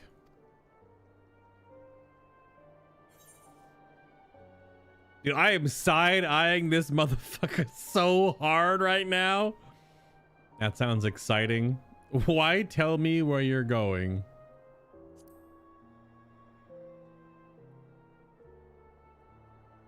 I have my own designs I would see realized. Nothing more. Whatever, dingus. Believe me or don't, as you like. For all I know, you lack the means to follow us anyway. Okay, so Halmarut and Calyx don't know I can make a Bifrost. Interesting. Okay. Okay. I keep calling it a Bifrost because that's like what it looked like. Obviously, it hasn't been named yet what it is, the power that we suddenly have because anime. But, I mean, Bifrost is pretty apt, I would say.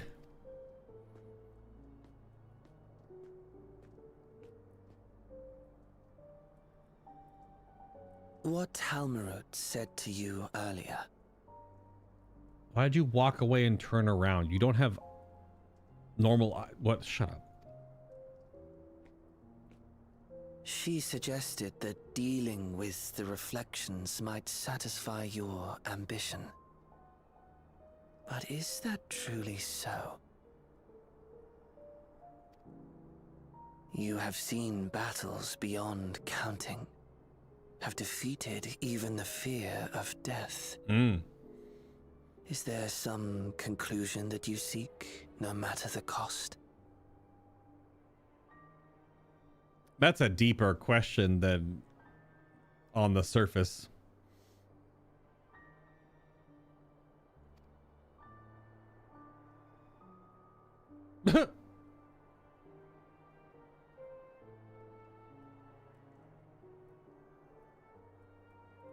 I will share with you a truth. Uh-huh, sure. We Winterers each have an ambition that we wish to fulfill. To that end, we may share information with one another, but we do not necessarily share the same beliefs. Just as you and yours decried my actions, I find those of my fellows objectionable. Curious to who the other Winterers are going to be, if how many of the other ones are also the other unnamed Ascians we haven't met yet, and or just obviously other characters from, you know, wherever they're pulling the inspiration from different Final Fantasies from. Be that as it may, It is the culmination of our lives' works that we would bring to the world. Fruits born of undying devotion, daring aspiration, and unwavering ideals. Yeah. That's what bad guys say in anime. You can't fool me, Mr. Pocket Protector. No matter how we are reviled, no matter what we must steal, our actions will be vindicated by those who abide in the future we create. Uh-huh. In your benevolence, you may seek to save everything and everyone. But once all is consequently consigned to oblivion, your noble deeds will amount to nothing more than folly. For no living soul shall remain to judge them. Uh-huh.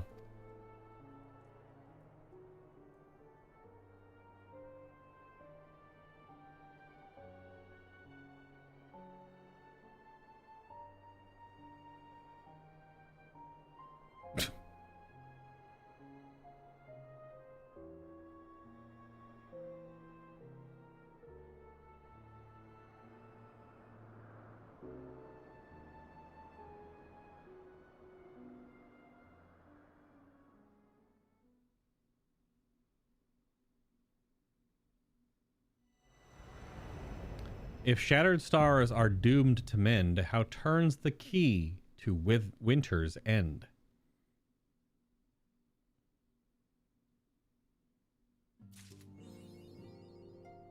Trail to the heavens. I'll let you know when discussions are set to resume. Until then, please do get some rest. Yep, see you in 2 months. Oh, we moved around a bit more. More dialogue?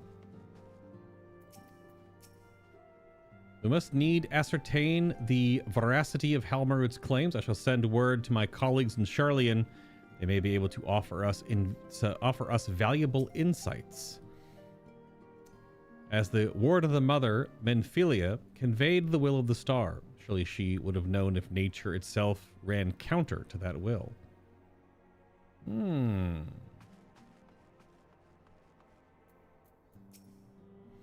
I wonder whose voice it was that named the key Ethos. The more we learn, the more mysteries abound. I mean, I'm pretty sure it was us. Pretty sure it was our own voice.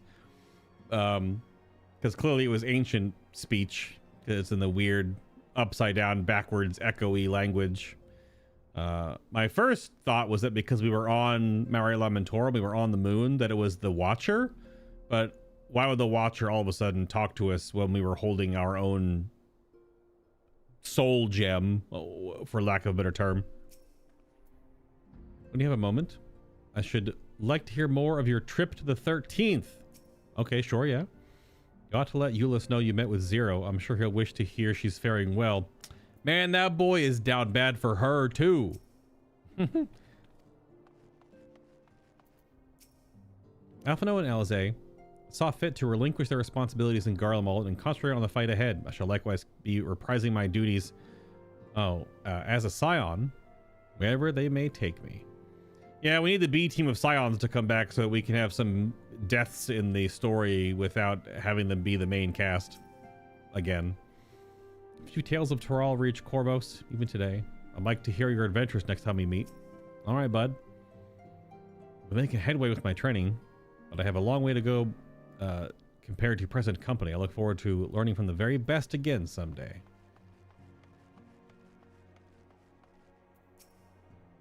Looks like there's a lull in the conversation. This is my chance. You're not going to talk to them. It'll be like 3 expansions from now, and you'll come back up in the story again, and you'll still be not talking to them. Aenor, at least feign a little interest in your sister. This obsession has gone too far. Like you faced a tough fight in the void. I know your instinct is to charge into the fray, but even heroes need rest. Knowing that a connection persists between the 1st and the 13th fills me with joy. I mean, your other self did that, clearly. I'll continue to keep abreast of the situation in Garlemald via reports from the Isilbald contingent. Should another crisis arise, we will not hesitate to provide our support. All right, that's everything. That's everybody. Yeah, that's definitely a lot to take in. Current theory is the Winterers are other reflection versions of us.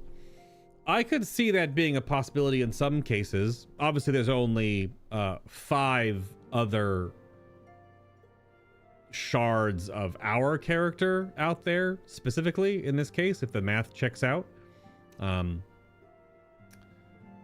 However, that means there are still other sharded versions of, say, the main cast, right? Of the other scions as well, to some degree.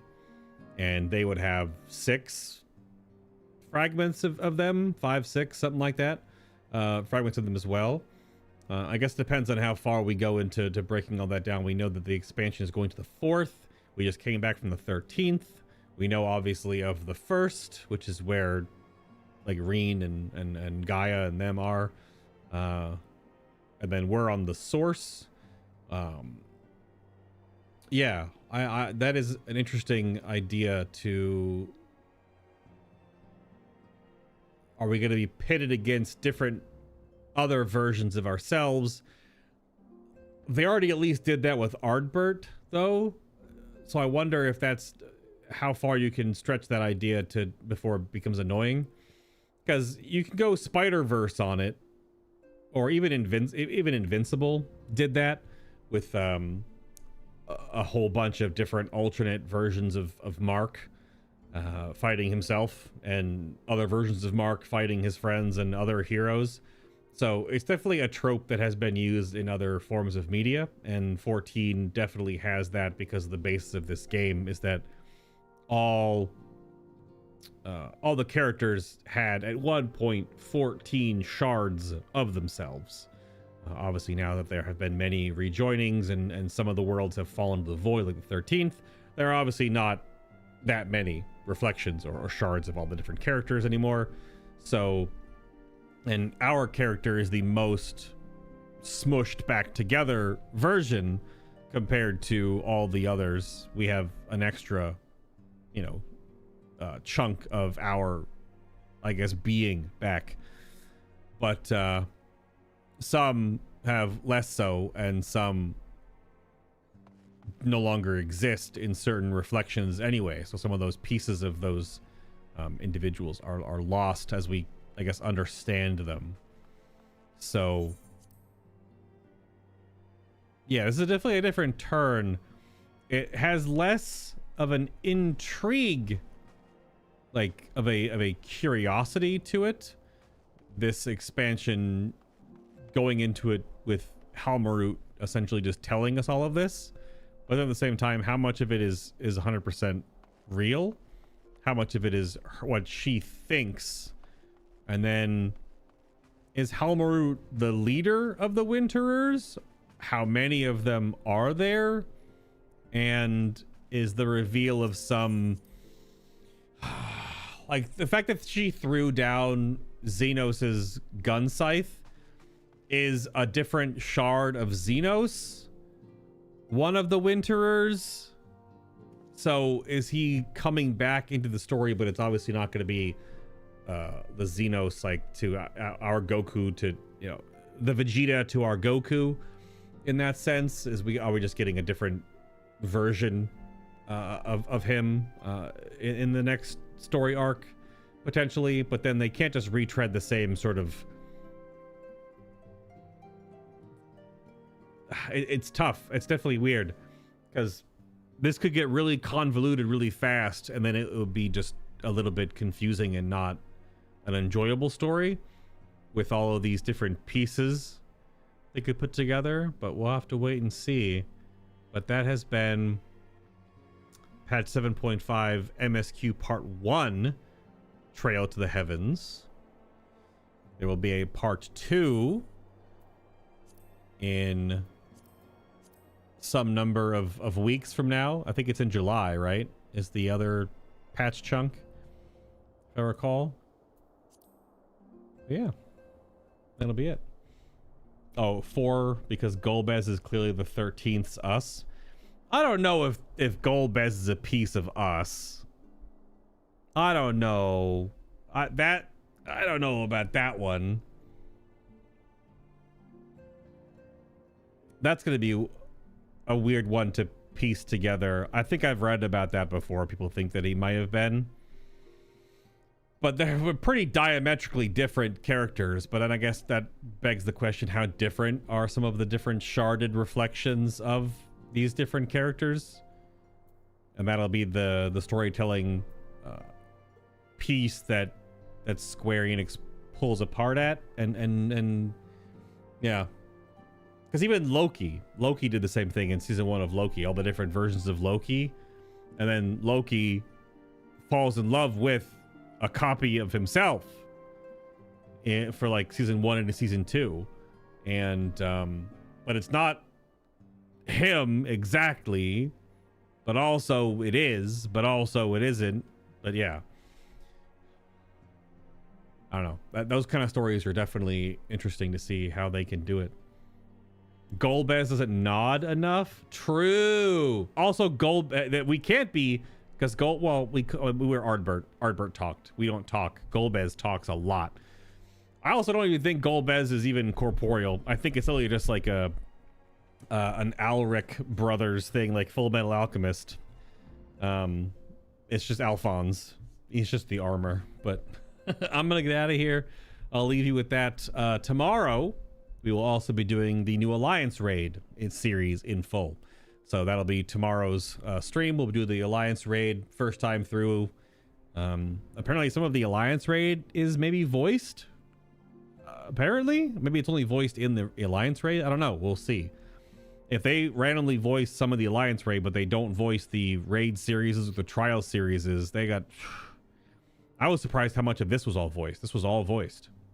A lot of this was voiced. There was very little that wasn't. Although this MSQ chunk is short comparatively to obviously the main story, which is like 40 to 50 hours. So all of that's not going to be voiced, but damn. All right. That's for me. Dinner time. Y'all have a great night. Have a great morning, whoever comes first.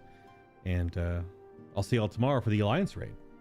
The conclusion to the Alliance raid, which is the Final Fantasy XI crossover, which I know nothing about. I don't know nothing about that.